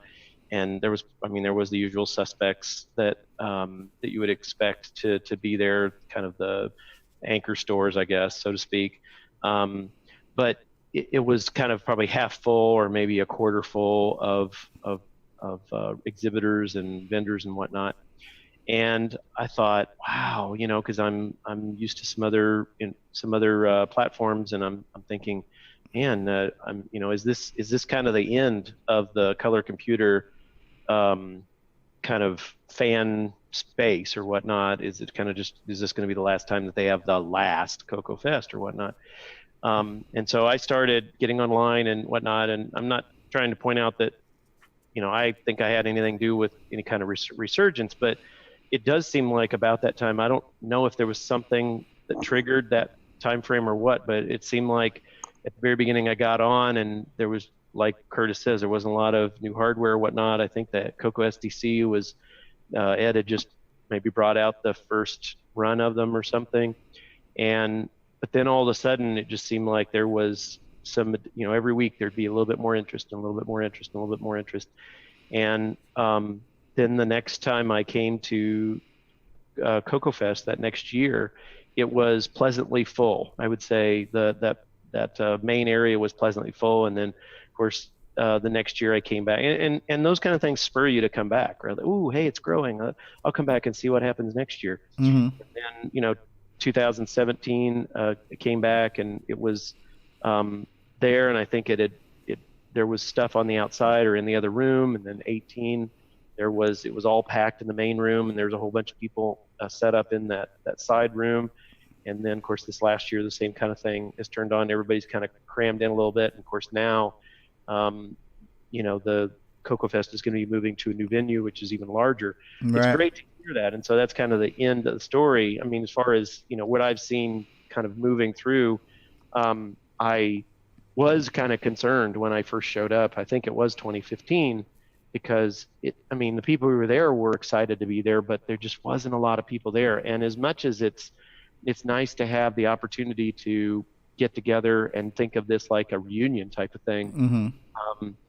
You don't want it to be completely like a reunion, whereas people quit coming because they either get too old to make the trip, or they, are no longer around. You need to have more, you need to have a sustained influx of interest into the community. Not only that, but if the new ideas, you'll go to the show and you're like, oh, wow, that's a really cool idea. And then you do a riff on that idea or whatever from a hardware or software perspective. So I've been pleasantly, surprised. I've picked up a bunch more of the machines. Initially, I didn't know much about the platform. I was interested in it from just academic perspective, but didn't really know anybody in the community. It's nice that, unlike you, Steve, and some of the other folks who are quite a ways away, Chicago's kind of in my backyard, and so the hurdle or the bar to attend CoCoFest is pretty much non-existent. I mean, it's a 3-hour drive and I'm there, so that's nice. But you even if it's just a 3-hour drive, you don't want to go to a space like that if there continues to be fewer and fewer people to kind of keep the flame alive. As far as the community as a whole, I think Discord has been a great thing. I've been on IRC for years and years and years, but chat can suck up a major amount of your day if you're not careful. And the problem is with some of the older chat type technologies, you didn't really know if people were trying to get a hold of you or they were just generally talking about various topics or whatnot. So having a kind of a chat thing like that, but a place where people can private message you and say, hey, when you see this, I got a question about this or that or whatever. It's nice. I know Facebook has the same kind of things, but oh my goodness, I get lost in all the spaces and nooks and crannies of Facebook trying to help answer questions and message people. The other nice thing about Discord too is you can share like photos and images and screens and stuff too. Yeah, absolutely. Absolutely. So I love that, and I've encouraged. The interesting thing is, and I know you guys will love to crow about this, but the Coco Discord community seems to be extremely vibrant and large. The other communities that I'm involved with they don't seem to have that cohesive day-to-day communication vehicle that they're taking advantage of. There's still some Usenet folks, and there's still some folks on IRC. I'm on a couple IRC channels for various platforms and whatnot, but there's just not a lot of it. Seems kind of dead. And I think for somebody, what I'm really thinking, and the reason I bring it up is that we all kind of maybe have a better idea of how the community is doing on a week by week, month by month basis. But if you have somebody that goes to a garage sale and they pick up a Coco and they're like, oh, hey, I'm kind of technically inclined or electronically inclined and I want to kind of play around with this, the first thing they're going to do is they're going to go to Google and they're going to go search and see, is there anybody else that I can talk to about this? Is there a community that I can join to play around with this? And if they go to, and the community says, oh yeah, we have a Discord channel, come to our Discord channel. And if they go to the channel and there's nobody saying anything or doing anything or anything like that for an extended period of time, I think they get the perception of, well, evidently this thing's dead. I'll go throw it in the trash and I'll do something else. So I think there's a marketing or public relations thing that I know people don't want to really think about, but it's probably part of it to say, yes, we're still here. We're still doing cool things. Come and join us. Yeah, I agree. Oh, Stevie, I put a link in the chat here in Zoom to Alan Huffman's Coco Fest archive photo site if you want to take a look at some fests from '97 on. Wow. Okay, we'll hold on to that. But yeah, let's. I'm going to go ahead and throw that out there in the chat for everybody else to see too. But rather than just sucking up a lot of time with that, I'd like to get a few more people to maybe chime in on that, and then maybe we can move on to some news and stuff. I just figured if you wanted to, you could just go through the photos while other people are speaking. Okay, yeah, not a bad idea. I mean, how are we doing on this topic? And Bill Noble has joined us. Hey, Bill, how's it going? Hello. Speaking of not too bad. Nitrous 9, another person responsible for that. So he's been to a few fests too. He's been to a few fests. We've been talking about the evolution of the community. You got some experiences you want to share, Bill, on the glory days versus the modern days? Well, actually, Curtis has pretty much covered most of it already. Well, Bill. you missed it. You missed a good discussion earlier too from Airturk, who's working on some Arduino stuff with 6809s and stuff, and you're kind of like on the hardware side of stuff too, Bill. So actually, I actually did experiment with Airturk's stuff earlier. I'm gonna have to listen to that replay. Yeah. So since you're kind of like you're kind of on both sides of the fence on the hardware development and software development side, maybe what are some takeaways that you've experienced over the past couple of years that we got going on now that maybe we didn't have 10 years ago, 20 years ago, especially like on the all the hardware emulation stuff, Oh, well, actually, I've been experimenting with this Arduino 3.6 with Mark's board that actually interfaces to the Coco. And I've been kind of seeing if that it is actually really working well. But it's deciding between whether I have to use the Arduino IDE or pure C. Because the TNC Arduino, you can actually do a full development in pure C++. Okay. Can you translate that to English for some of us who don't necessarily... It's basically taking the TNC Arduino and putting it directly on the Coco 3 bus. Okay. So you're talking to an Arduino you're directly talking to it through the Coco? Yeah, through a specific address. Okay. Yeah. And that'll, of course, open up USB, real-time clocks, all kinds of other things from what I found out about this thing. You had me at real-time clocks. Yeah, right? Probably most of the people on the panel. Okay, Bill, so what was the name of the platform? It's TNC Arduino. It's actually a microcontroller put out by, I can't remember the guy's name, but it's at www.pjrc.com/. Oh, okay, yeah, TNC. Yeah. Yeah. Yes. And it's a fairly cheap microcontroller as well. And so far, I'm actually getting somewhere with it. yeah, I'm looking through the slideshow right now from 2013 from Alan Huffman's photo gallery, and you see some familiar faces. So you got to figure 2013 was what now, 6 years ago, right? Yeah, I even saw a picture of the infamous elevator. Yeah. So when we go back to where the hell is it? Group photos, right? So this is from. So here I recognize that's Bob Swoger right there. There's Boise. There's John Mark Mobley. I'm not sure who's carrying the chair right now. Is that That's Gary? George in the back, isn't it? Okay.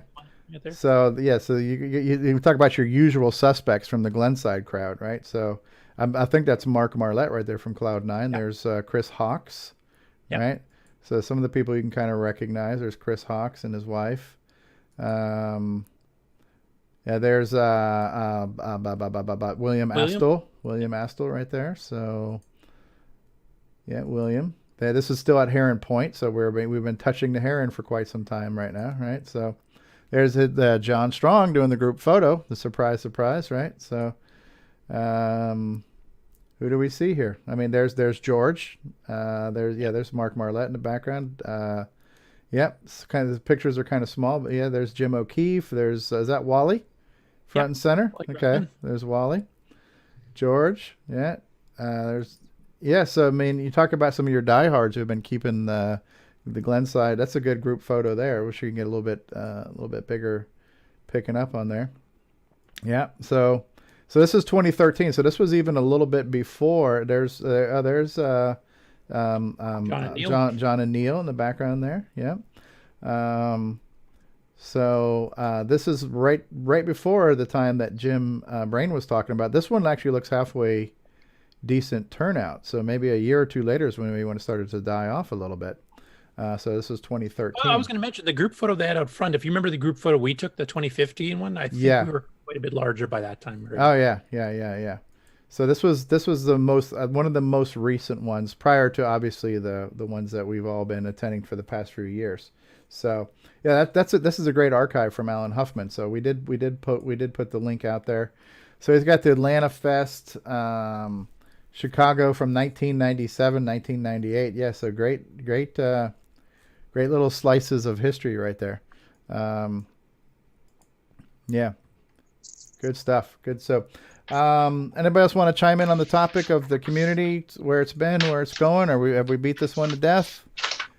Anybody else want to get in on some input and your experiences being in the community, even if you're especially from the people that have just been kind of getting back to CoCo the last couple of years, new to the community?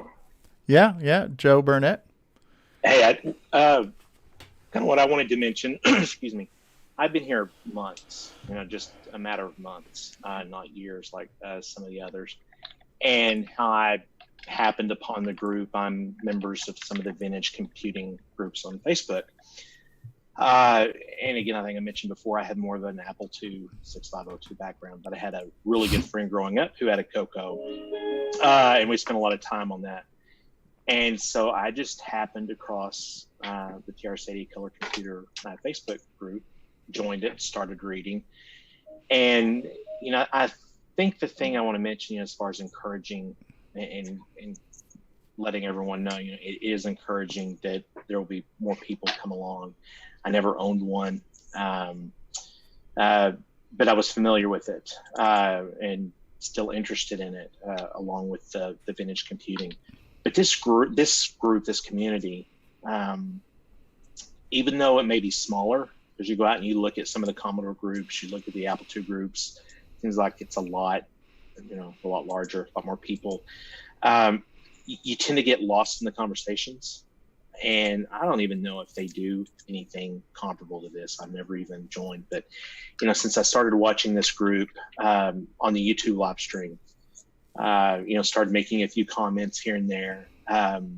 Oh, look, they mentioned my name. They said something, they acknowledged my comment, try to make, intelligent comments because of that. But yeah, I mean, you're very inclusive, and that doesn't mean, you shouldn't give people a hard time for owning an Apple, right? I mean, that comes. We can do that. Go ahead. Yeah. Go ahead. Yeah, Tell Mark he's an idiot. Where's Marco? Yeah. That comes with the territory, Buy a real computer, Mark. He's got a CoCo.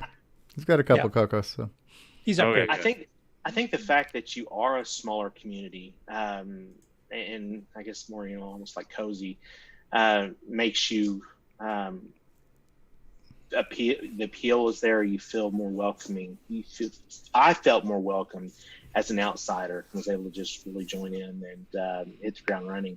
And I had watched, for months. And when the Radio Shack grand opening opened up, I'm like, okay, well, this is a chance for me to give back, because I've enjoyed the streamcast. So if it can bring me in, there even though other people may not have owned a CoCo, may not have had as much experience on the CoCo, they love the vintage computing, and that was really good that popped up on Facebook and caught my interest, and I decided to come over and join. So cool. Well, we're glad you did.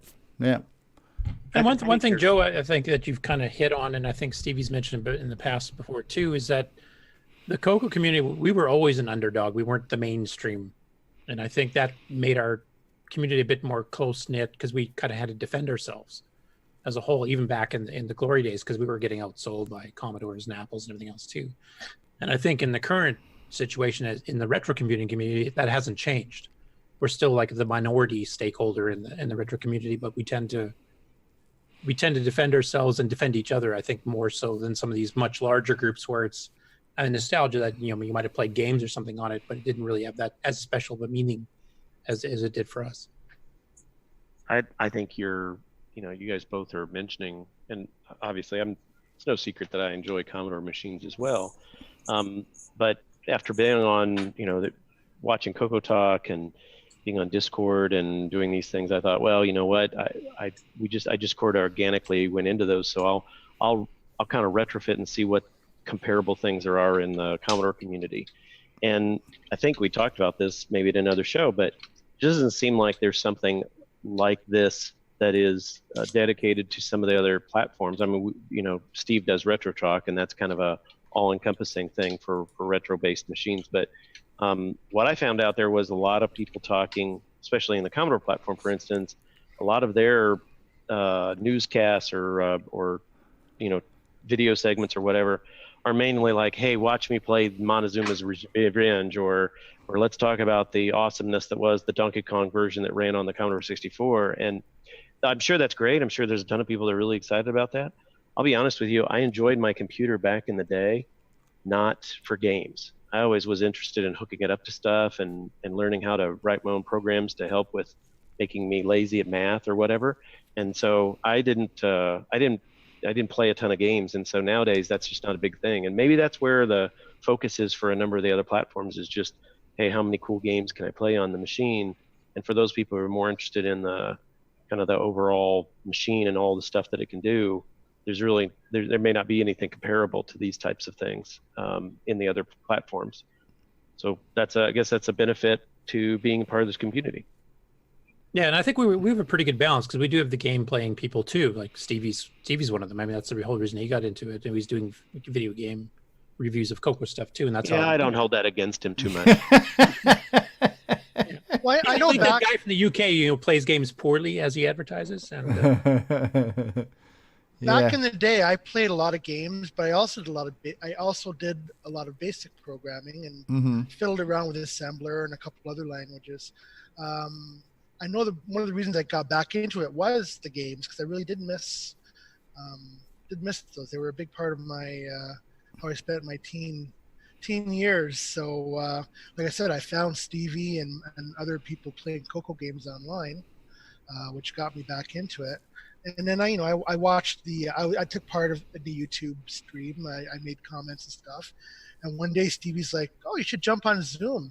And I'm like, thinking to myself, what? I'm not a podcaster. Why do you want? Neither are any of us. So, so I was just really impressed with how inclusive and welcoming this community was, in terms of, come on in. Yeah, everybody has a story to tell.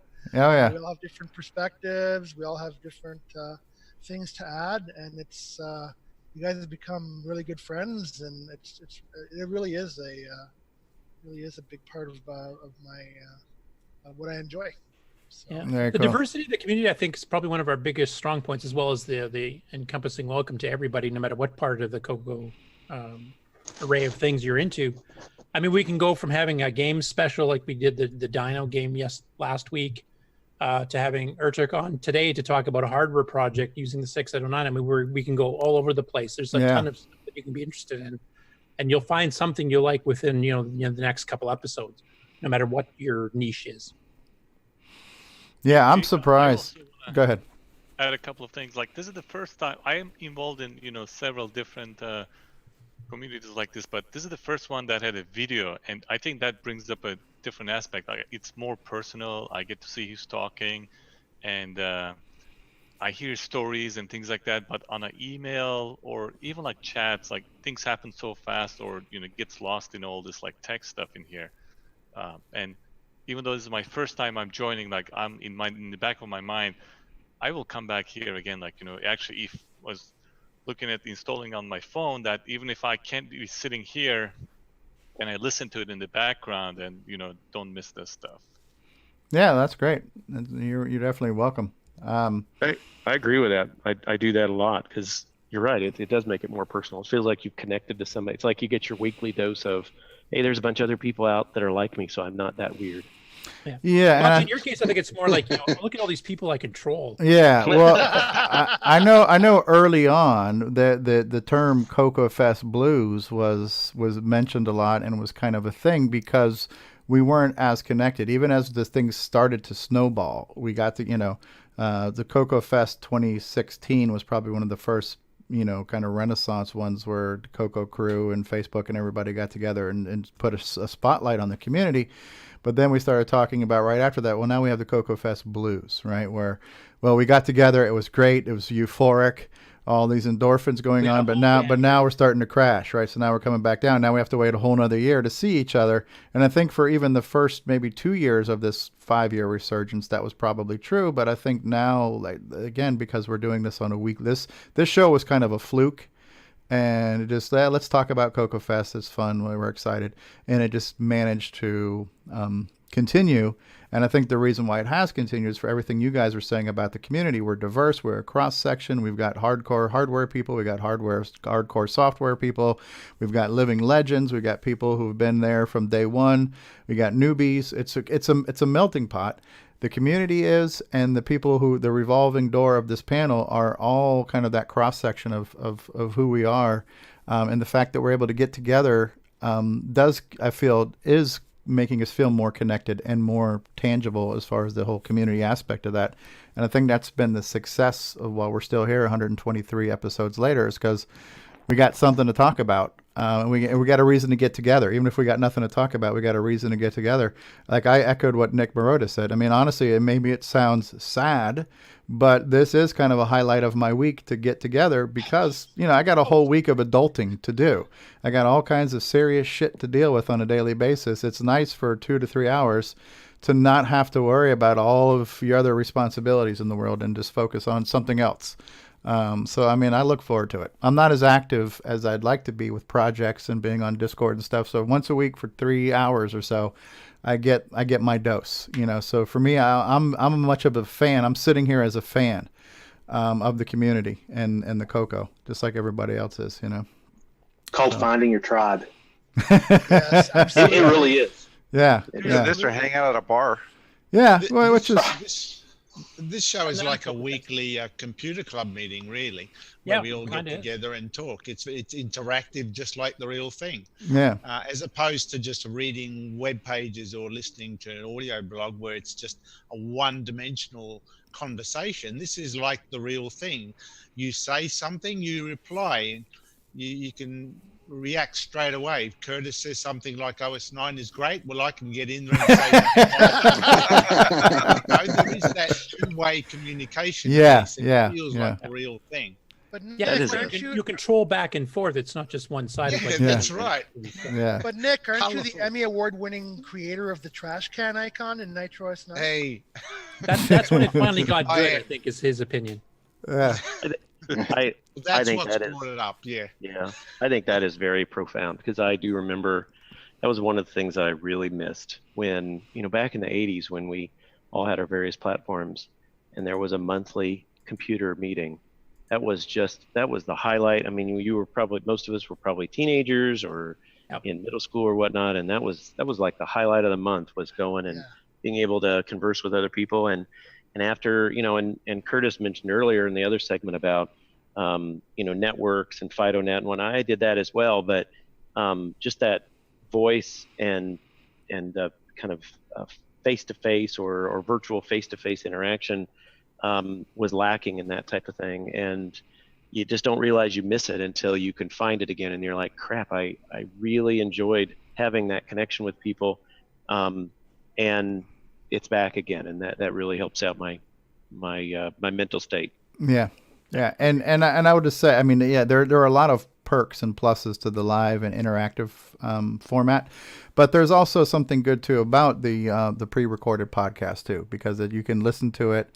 It's still got the information. It lacks some of the interactivity, or it lacks pretty much all of the interactivity, but it's still still a valid source of content and consumable stuff to listen to, especially it's great for commuting and things like that. So let's not write that off, right? So, and then this is great, and this is one of a few great mediums and resources we have as far as broadcasting and content and stuff like that. So, but yeah, definitely. Radio star. So. I definitely enjoy it.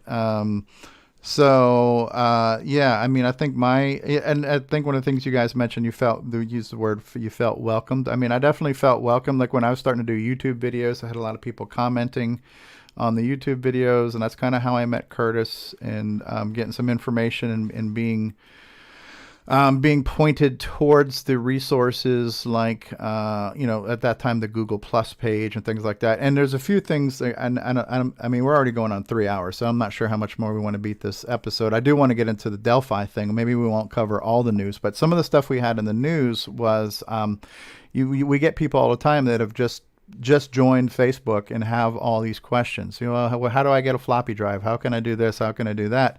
And I was that same person, like all of us say, when you get that first Coco in a garage sale and you go to Google, where do you go? And just to toot my horn for 1 second, the one thing I tried to do was to create that resource, which is, I'll plug that website, imacoconut.com, imacoconut.com, because I did that for me, because I was trying to keep track of everything. Rather than trying to remember how to bookmark everything and not forget, I just started putting stuff on a page. I created a page of links of places to go, and then that page has kind of grown and it became a website, just to try to make it more. I'm not a webmaster, so it's not the best, but it's slightly organized as a resource. So, because it becomes a voyage of discovery, right? Well, I've just discovered this and I've just discovered that. And so I kind of wanted to document and compile that information. And it's fairly up to date, but it could always use some tweaks. So if you're new to the community, that's one place to go that will point you to the variety of resources, like the Coco Crew podcast and the Facebook page and other people's blog sites and the Color Computer mailing list and all that kind of stuff. There's a ton of stuff out there. It can almost be overwhelming. For us being an underdog, there is an overwhelming amount of resources out there. How do you make sense of it? As a long-time user of various 8-bit micros, I don't mind helping new people that come into the hobby, that picked up a Coco at a yard sale or a flea market or wherever they manage, or got one guy's girlfriend's uncle gave him a whole bunch of Coco stuff. I don't mind helping people like that, because that's where I get pleasure out of helping people get the most out of their computer. Mm-hmm. So for me, that's fun. Yeah. Speaking of a guy who's got a history going way back, we have Al Hartman from Jersey, everybody. Al Hartman's here. Oh, yeah. I first started in 1978 with a TRS-80 Model 1. When you were a spry 2 years old, right? Yes, when I was a spry 2 years old. I still appreciate Nick and Curtis walking me and mocking me through my 12K upgrade. So, yeah, I mean, we could sit here and wax nostalgic forever, but yeah, I think it was good. It was a good idea just to say, and I know earlier Mark Overholzer quoted something where saying basically there's nothing new under the sun. You're going to see patterns. You're going to see camps and fanboys. You might see divides. You might see factions.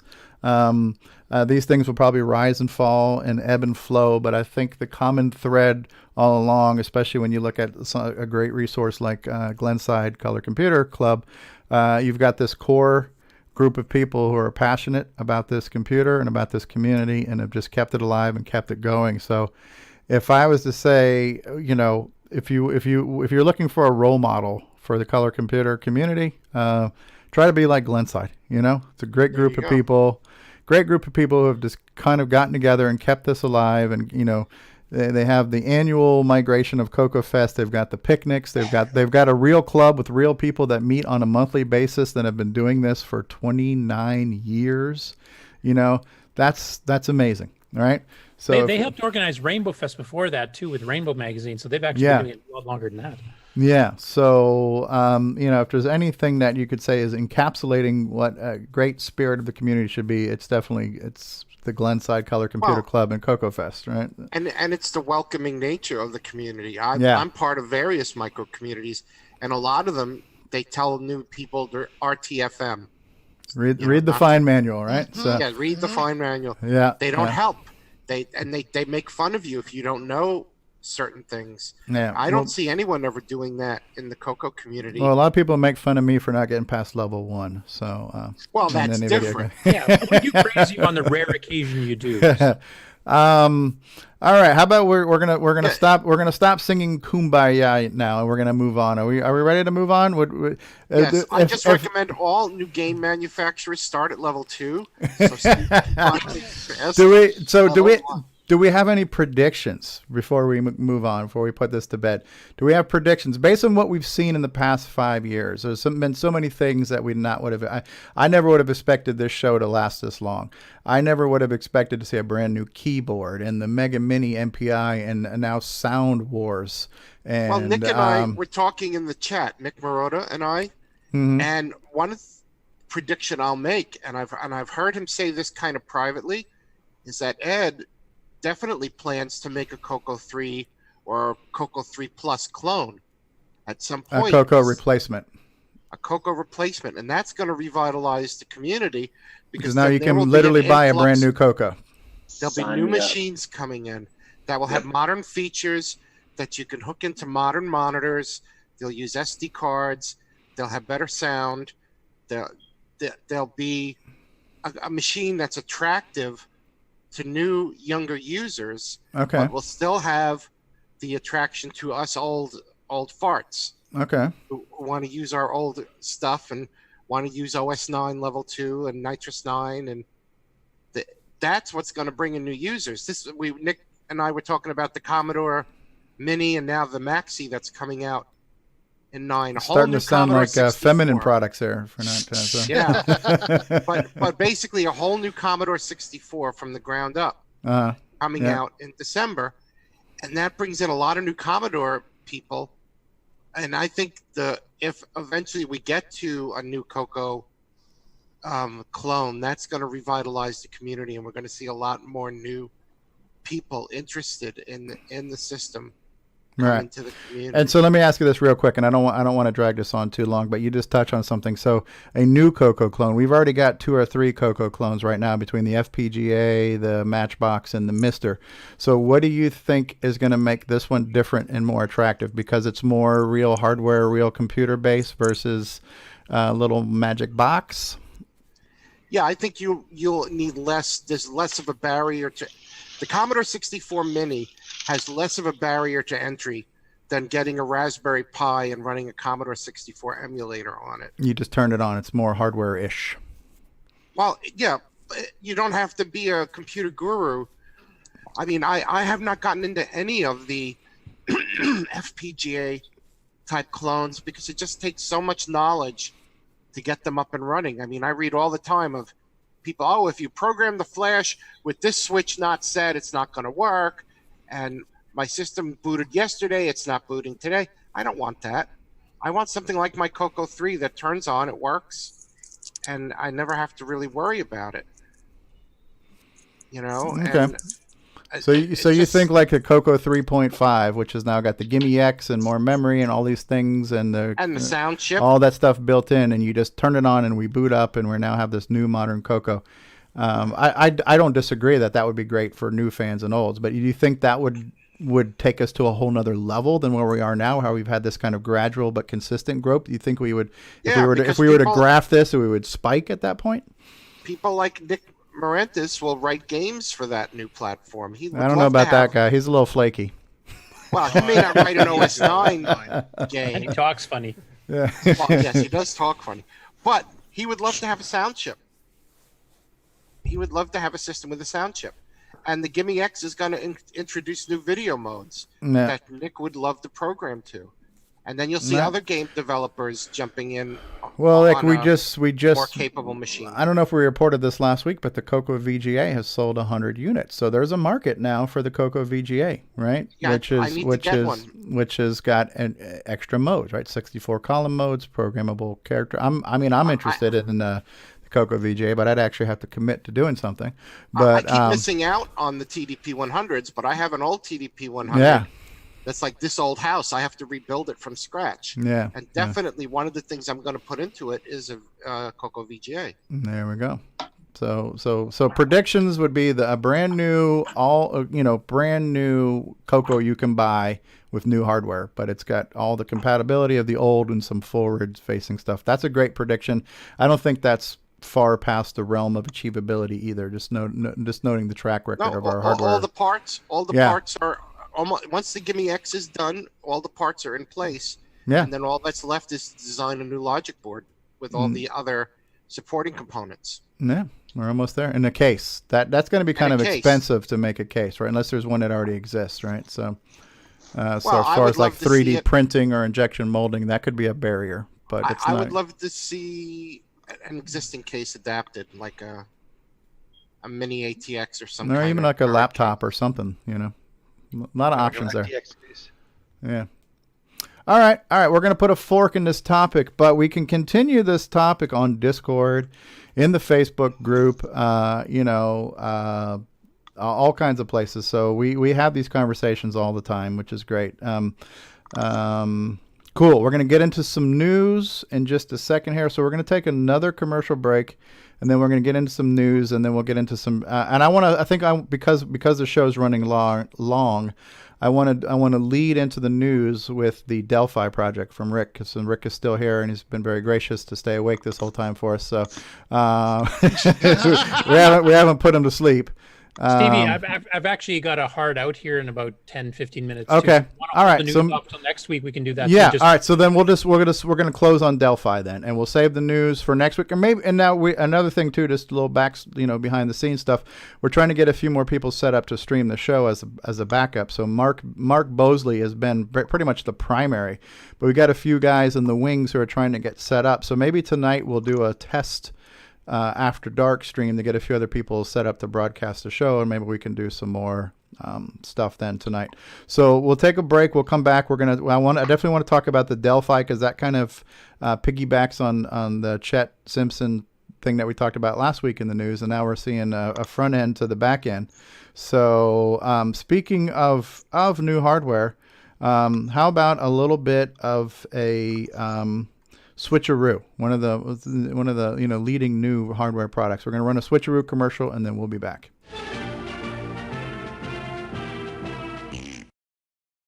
Hey, this is Bruce Moore, author of Force of Doom, and you're watching the Original Gamer Stevie Stroke. Only the bravest souls enter. Only the most cunning return. Defeat innumerable monsters to ransom the king's scepter, stolen by the evil wizard. Your sword, shield, and wits are your only allies.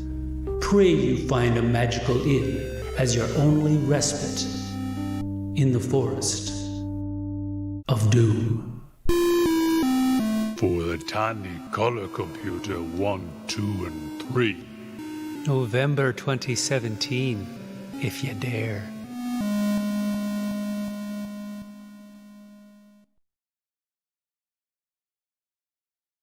It's a Radio Shack Merry Christmas.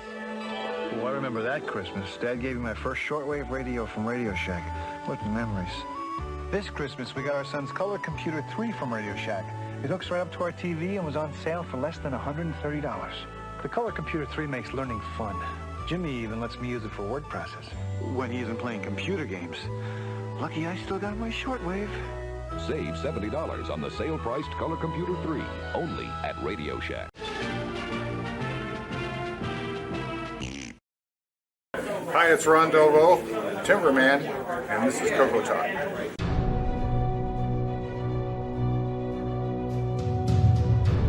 In a world where RGB produces black and white video,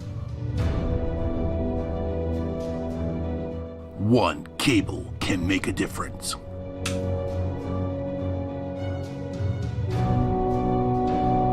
Switcheroo.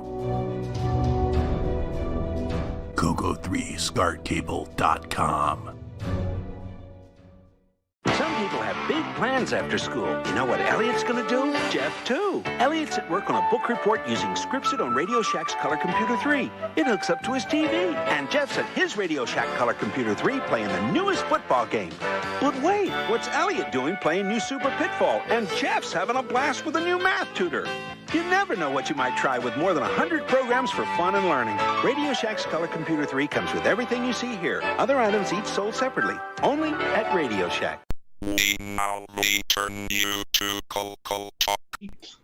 All right, and we are back, everyone.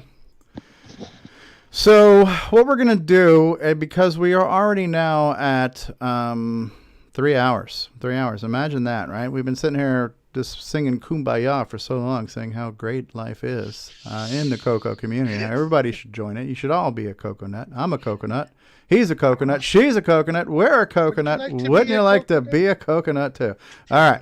But we're done patting our backs, and we're now just going to talk about, we had a lot of news to talk about, but we're going to just talk about one right now. And since we have Mr. Thank You, You're Too Kind here with us, he has started on another project, which I think is pretty cool, and I'm interested in seeing because I missed out on the Delphi days. So before I bring it up on the big screen, Rick, do you want to just start off by explaining what this project is? And we have a Discord channel for it too. We'll talk about Discord. Right. We'll plug Discord. So tell us what we're about to embark upon here. Okay. Well, as you saw last week, I believe, Chet Simpson had shared that database of all of those old Delphi messages that got dumped off just before they pulled the plug. I'm not sure what his role in that was. If he super took the existing data and buffed it up quite a bit, or he buffed it up a little bit, or he just passed it on. I've asked him about that and he hasn't answered me yet. So I'm not sure what his role was, but definitely he has passed that on to us. So I took that and I put that in a database on my web host, and I made a web interface for it, which is sort of in the very beginning phases. And it's done in a very retro way. And I'm trying to sort of reproduce the experience in all its fantastic frustration of being logged on to glory. The 300 baud experience. Yeah. Back in the days when your terminal program, what color did you have on the screen? Well, you had, you could have any color you wanted as long as it was green. And maybe you've got the raster lines. Yeah. I've made it look like you're looking at Delphi logging on with a CM8 monitor. I haven't decided whether or not the door is going to be broken yet or not. So I'll pull it up in just a second. I just wanted to say too, just sort of to put a little bit of context here too. So when we first interviewed you a couple of years ago, you were our first big celebrity interview. You had told us, you had a website dedicated to the Colossal Cave Adventure. That you were a fan of that, and then the folks from AMC who made that series Halt and Catch Fire, they had found you, they reached out to you, and you ended up creating for them in their website a similar thing where you have this kind of vintage wrapped experience where you could play the Colossal Cave like you were on an old terminal. And so you're now doing that for Delphi, for the Delphi archive that's recently been made available for us, right? And so that's kind of what we're doing here. And what I'm going to do is I'm going to go ahead and bring it up full screen, and I'm going to refresh the page, because when you first come to this page, it's a very slow, like you say, in all of its frustratingness and all its frustrating glory. So it's kind of a slow burn when you first do it. So I'm going to go ahead and hit refresh, and here we go. So now we are connected to Falsoft's Color Computer Special Interest Group. Group manager Marty Goodman, database manager Rick Adams, and it's just going by so fast. Learn how to use throw in this. any random disconnects or nice no carrier. No carrier detected. Yeah. I've got to disconnect you every once in a while, like every 5 minutes, disconnect you with a couple of random characters and then no carrier. Yeah. Okay, so we're here. I've never used Delphi. What do I do? Well, what you can do is just hit return to get to the next message. Okay. So you can try that. Okay. I've added a little bit of navigation, not very much. Okay, so this is August. All you can do. August of 85. All you can do right now is you can type in the number of the message that you want to read. Okay. But a lot of the messages are missing, so you might type in a number that doesn't exist. but in which case it'll just go to the next one. Or you can type in any other string, and it will show you the next message that has that string in it. So if you typed in, if you typed in Rick Adams, it would show you the first message from me. Okay, so this was you entered on July 27th of 1986 from Rick Adams. Well, here I am at last. I'm Rick Adams, and I'm extremely glad to be here. I'm a systems programmer who writes Coco games as a hobby. Like Temple of Ram, for example, I've also have moderate hardware experience. It'll take me a while to figure this system out, but when I do, I'll see if I can't supply a few uploads. I'm here because the one local Coco board here folded a while ago, and I missed the fun and interaction of the Coco users. P.S. Hey, don't knock Dino Wars. It was the game that convinced me that I could make a little money writing for Tandy, since it was obviously that they needed help. I like Dino Wars. I like Dino Wars too. So there are a few Dino War fans here. So that's great. So that was your first post. Yeah. So we could search for things like that. Curtis Boyle, were you on Delphi? I did very briefly until I got my first bill. And what was your name? What was your Delphi name? L Mullet? Probably just Curtis Boyle. I didn't do the handle thing, but I don't know if it's okay. I was on very briefly, so. Okay, here's general information from Wanda and Midnight from Marty Goodman to all. Okay, so it's all about him seeing a movie. It looks like. Okay. I love the slow loading of this. So was Delphi kind of like an ANSI terminal type thing where you had these top and bottom lines that didn't scroll? No. It wasn't like that at all. It's just that's how I had it programmed for the other project that I did. So Okay. I just kept it. Okay. Okay. Rick, was it you that did Delphi term? Yeah. And what special features did you add to that compared to a standard terminal program? Oh boy, I don't remember. It had macro capacity. You could do like you can automate your sign on. You can automate a number of things. You upload, obviously. I don't remember all the things that it could do. I kept adding features to it, and Marty Goodman would say, I would use Delphi term if it just had this feature. And so I would add that feature. And then Marty Goodman would say, that's pretty good. I would use Delphi term. Feature creep, huh? Yeah. And eventually I gave up. Okay, so Dave Phillipson. We're going to search for Dave Phillipson. So it's D. Phillipson. DPHILIPSEN. There's something fascinating about reading these old messages. Yeah, it's like being a voyeur into the past, Mm-hmm. Okay, so Dave Phillipson to all. For sale, I have 4 brand new 128K color computer 3s still in original boxes with manuals, cables, etc. These computers are leftovers from a mass quantity I made for a special project. I will sell them for $60 each. Oh. Holy crap. Hey, what year was that? That was in 2002. Okay, that's $2,002. Hey, Dave, you still got one of those Cocos? I'll give you 70. 75. Final offer. Send an email to Delphi on Delphi. Yeah. And so the underscore star underscore, that's the beginning and end of a message. Is that like a footer or an indicator? Yep. Yeah. Yep. That's what it looked like. And so I have my Delphi handbook, which has all the commands that were used. Okay. So I'm going to try to replicate, those commands. I'm almost certainly not going to add the add and reply commands, which would enable you to leave new messages or reply to existing ones. You can start a new flame war. Yeah, that might open a can of worms. So. CompuServe's way better, man. That's what I'd be putting in. No, I'm just what was Dale Lear's handle? I want to look for a Dale Lear post in here. Is it just Dale Lear, all one word? I tried that. DALELEAR, right? Yeah. Yeah. Post not found. Try. You had double E in there. DAL. Try it again. E. L. LEAR. AR. Yeah. Post not found. Oh, come on. Am I doing something wrong? Well, you did say not all the messages made it in, right?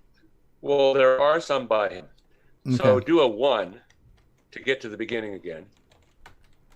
Oh, okay. So from the top of the list. And then, and then while that's doing that thing, just type in Dale Lear, and it can be lowercase if you want. Okay, archives. Dale Lair, 2P shooter. Okay, so it looks like July 19th of 86. Okay, so here's... You notice he's talking about OS 9 too, right? Okay. This is my first time on the SIG, but I think this is a question I can answer. There are many similarities between Unix and OS 9. OS 9 was modeled after Unix. For instance, at the shell level, most of the bread and butter Unix commands have direct OS 9 counterparts: cat, cd, print working directory, chmod, the Michael Jackson command, chmod, echo, date. Yeah, cool. Also the TSN. Can you add the sound of the modem connecting? Yeah. That would be really cool. And even though technically the text never made noise when it was being put on the screen, most TV shows tend to play some type of audio of the the sound of the characters being put on the screen. Some of our terminal programs did that too. So No, that's cool. So this is really cool. This is a really cool way to just kind of be a voyeur into the past and talking about the history of the Coco and the community. This was a big part of it that I missed. So, if you have nothing better to do on a Saturday, you could sit here and read, some Coco Delphi stuff, right? So that's cool. And so it is delphi.rickadams.org. And we've been talking about Discord. So I'll just pull up Discord here real quick. But this is what Discord looks like. We have voice channels. We've got general channels. We've got down here so there's a brand new under projects. There's a brand new channel for the Coco Rick Adams cocosig-rickadams.org. So there's a new channel here. We've got a channel for emulators. We've got a channel for DriveWire for people who want to talk about DriveWire. We've got buy, sell, and trade, people selling stuff. We've got hardware discussions. And we recently just had Coco Cat, who is actually Atari. What was his name? I don't remember what his name used to be. But yeah, it was Atari something, right? So not Atari Leaf, but Atari Vision. Yeah, so Atari Vision is a guy I knew about a couple of years ago from doing YouTube stuff. He actually just walked in on one of my live streams, and I pointed him here. So he started asking some questions about the artifact colors being off. So he posted some pictures of what it's looking like, and people have pointed him in the right direction on where to go to fix these problems, right?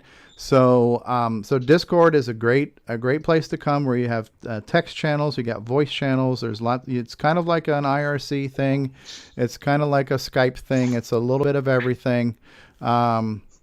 So check out Discord, and that's just another extension of the current Coco community, right? So there are a lot of resources, right? So and they all have their pros and cons, right? So there is the Facebook is great, but it's hard to search. There is the Coco mailing list, which is good, but it's a little bit techie. So there's lots of different ways to communicate, but I think Discord is becoming the new norm when it comes to getting information in a bit. And nobody really owns it. So nobody's making any money off of this. None of us here are benefiting from this financially. It's really just it's a community resource for you to take it or leave it. Cool. So, dude, we've been doing this now for how long? 3.5 hours. Coming on 3.5 hours. So as much as I'd say this could go on forever, a lot of us have a heart out, and 3.5 hours is probably enough show for 1 week. Always leave them wanting more, right? So maybe some more tonight, definitely some more next week. If you have nothing better to do on a Saturday, maybe you'll join us next week. I don't know what else to say, but parting thoughts. L. Curtis Boyle, member of the community. We haven't revoked your card, so you're. Well, I've still got another week or two of overtime and stuff at work. It's died down a little bit enough that I could come on the show, but once that's finished by the third week of September here, I'll be back on the Ease of Use Beta 5, where I've got a whole bunch of new icons. So apparently, I have to get all these games ready to run. Rob and Nick have made a ton of them. And some other stuff I want to sneak in there too. So I'll be getting back to work on that. I don't have a release date yet because I've got to kind of remember where the heck I left off. Okay. Very cool. Rick Adams, parting thoughts? I don't have any. Okay, there you go. Good enough. Joe Burnett, any parting thoughts, words of wisdom? Yeah, that was a great presentation about the project with the Arduino and interfacing with the older processors.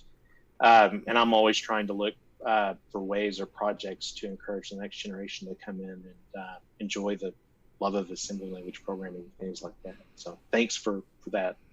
Appreciate it. Very good. Nick Marotta playing Temple of Rom in the background there, representing. I almost became the I love you guys guy today, but I was able to stay strong. I love you guys, man. We love you too. I love you guys. We love you too, man. That's good. Bill Noble, we're wrapping up, Bill. Any parting thoughts? Anything you want to tell us about what's going on in your world that we need to know about? Not too much, no. I'm just revamping the database for the ease of use boot editor. Yeah. Very cool.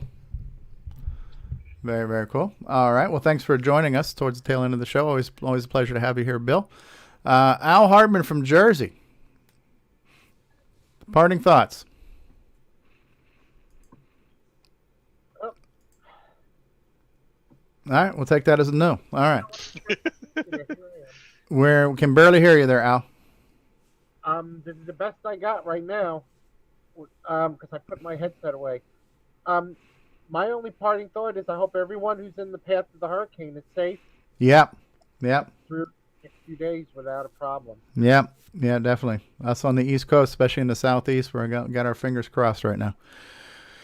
Very, very cool. Nick Marentes, we talked about your favorite subject today, hardware. You're a big fan of hardware, especially hardware that may or may not be supported by anyone. OS 9. And OS 9. We talked about OS 9 too, one of your other favorite topics. Yeah. It's all fun here. So much to do on a Saturday afternoon. Yeah, that's about it. I'm pretty thoughtless. So. All right. We'll give David Ladd a minute, because David, are you still with us? Or are you detached? Are you away from keyboard? Going once, David Ladd. Mark Bosley, parting thoughts? No, I mean, this kind of discussion can go on all day, though. I know, it's good. Yeah, we'll milk it next week too. We'll recap what we talked about this week next week. So never a shortage of content there. Mark D. Overholzer, kind of like me, new to the community. Any parting thoughts on the community and how your experience has been so far?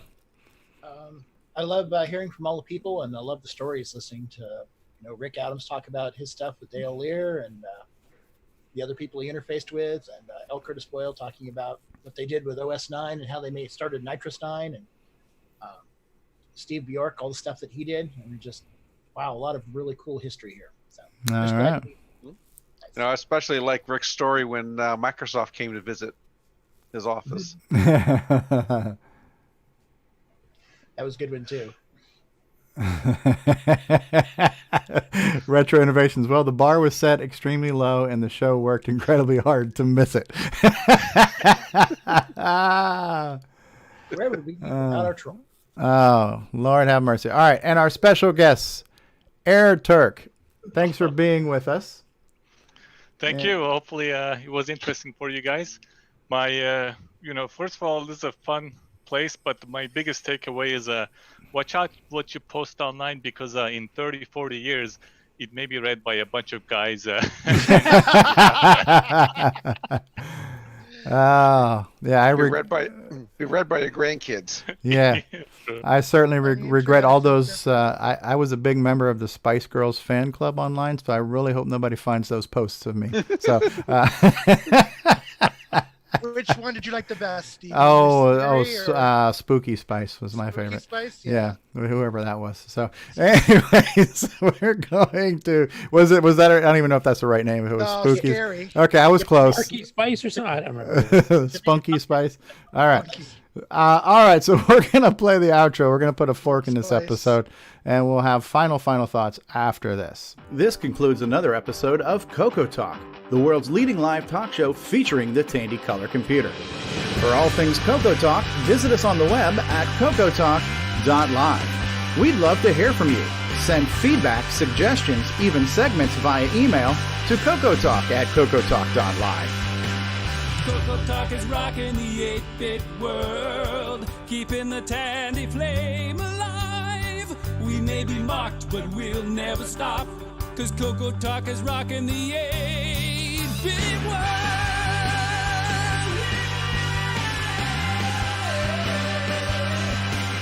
Consider supporting the show with a purchase of merchandise from our retro swag shop at 8bit256.com. If you'd like to become a patron of the show, click the Patreon link at our website at CoCoTalk.live. CoCoTALK is rocking the 8-bit world, keeping the tandy flame alive. We may be mocked, but we'll never stop, 'cause CoCoTALK is rocking the 8-bit world. CoCoTALK would not exist without the community, its cast, crew, and contributors. Thanks go to Curtis Boyle, David Ladd, Mark Overholzer, Grant Leedy, Bruce Moore, Nick Marentes, Ron Delvaux, Rick Adams, Jason Reichert, Richard Lorbieski, Jim Brain, Tom C., Rob Inman, Mark Bosley, Brian Joyce, Ken Reichert, David O'Connor, Brian Weasler, Terry Steggy, Nick Marotta, John Strong, and many more, especially to Steve Bjork for production suggestions and James Differendaffer for making my head explode.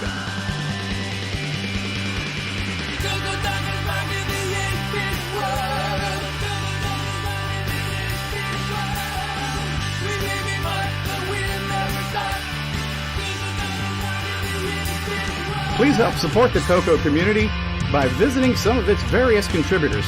A list of resources is available at imacoconut.com. That's IMACOCONUT.com.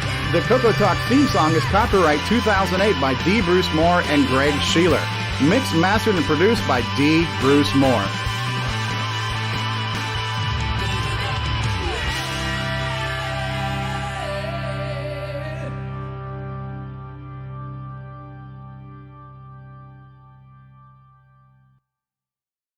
That ukulele. That's right. That's one of our "I love you guys" moment right there when we see Nick Marotta playing that ukulele. Right.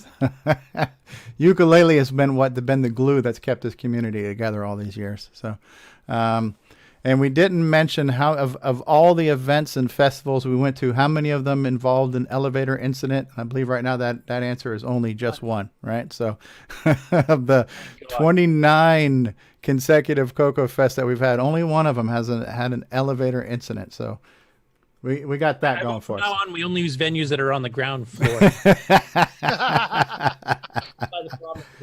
Yes. It has been zero. Anyway, I've got to get going here, guys. All right, guys. Yeah, we're going to press the button. Thank you all for being here. Thank you, Air Turk, for being our special guest. Please come back and see us. And for the rest of us non-special folks, we hope to see you all again sometime soon, too. Almost says I'm special. That's right. So does my bus driver. All right, we're going to press the button now. Take care.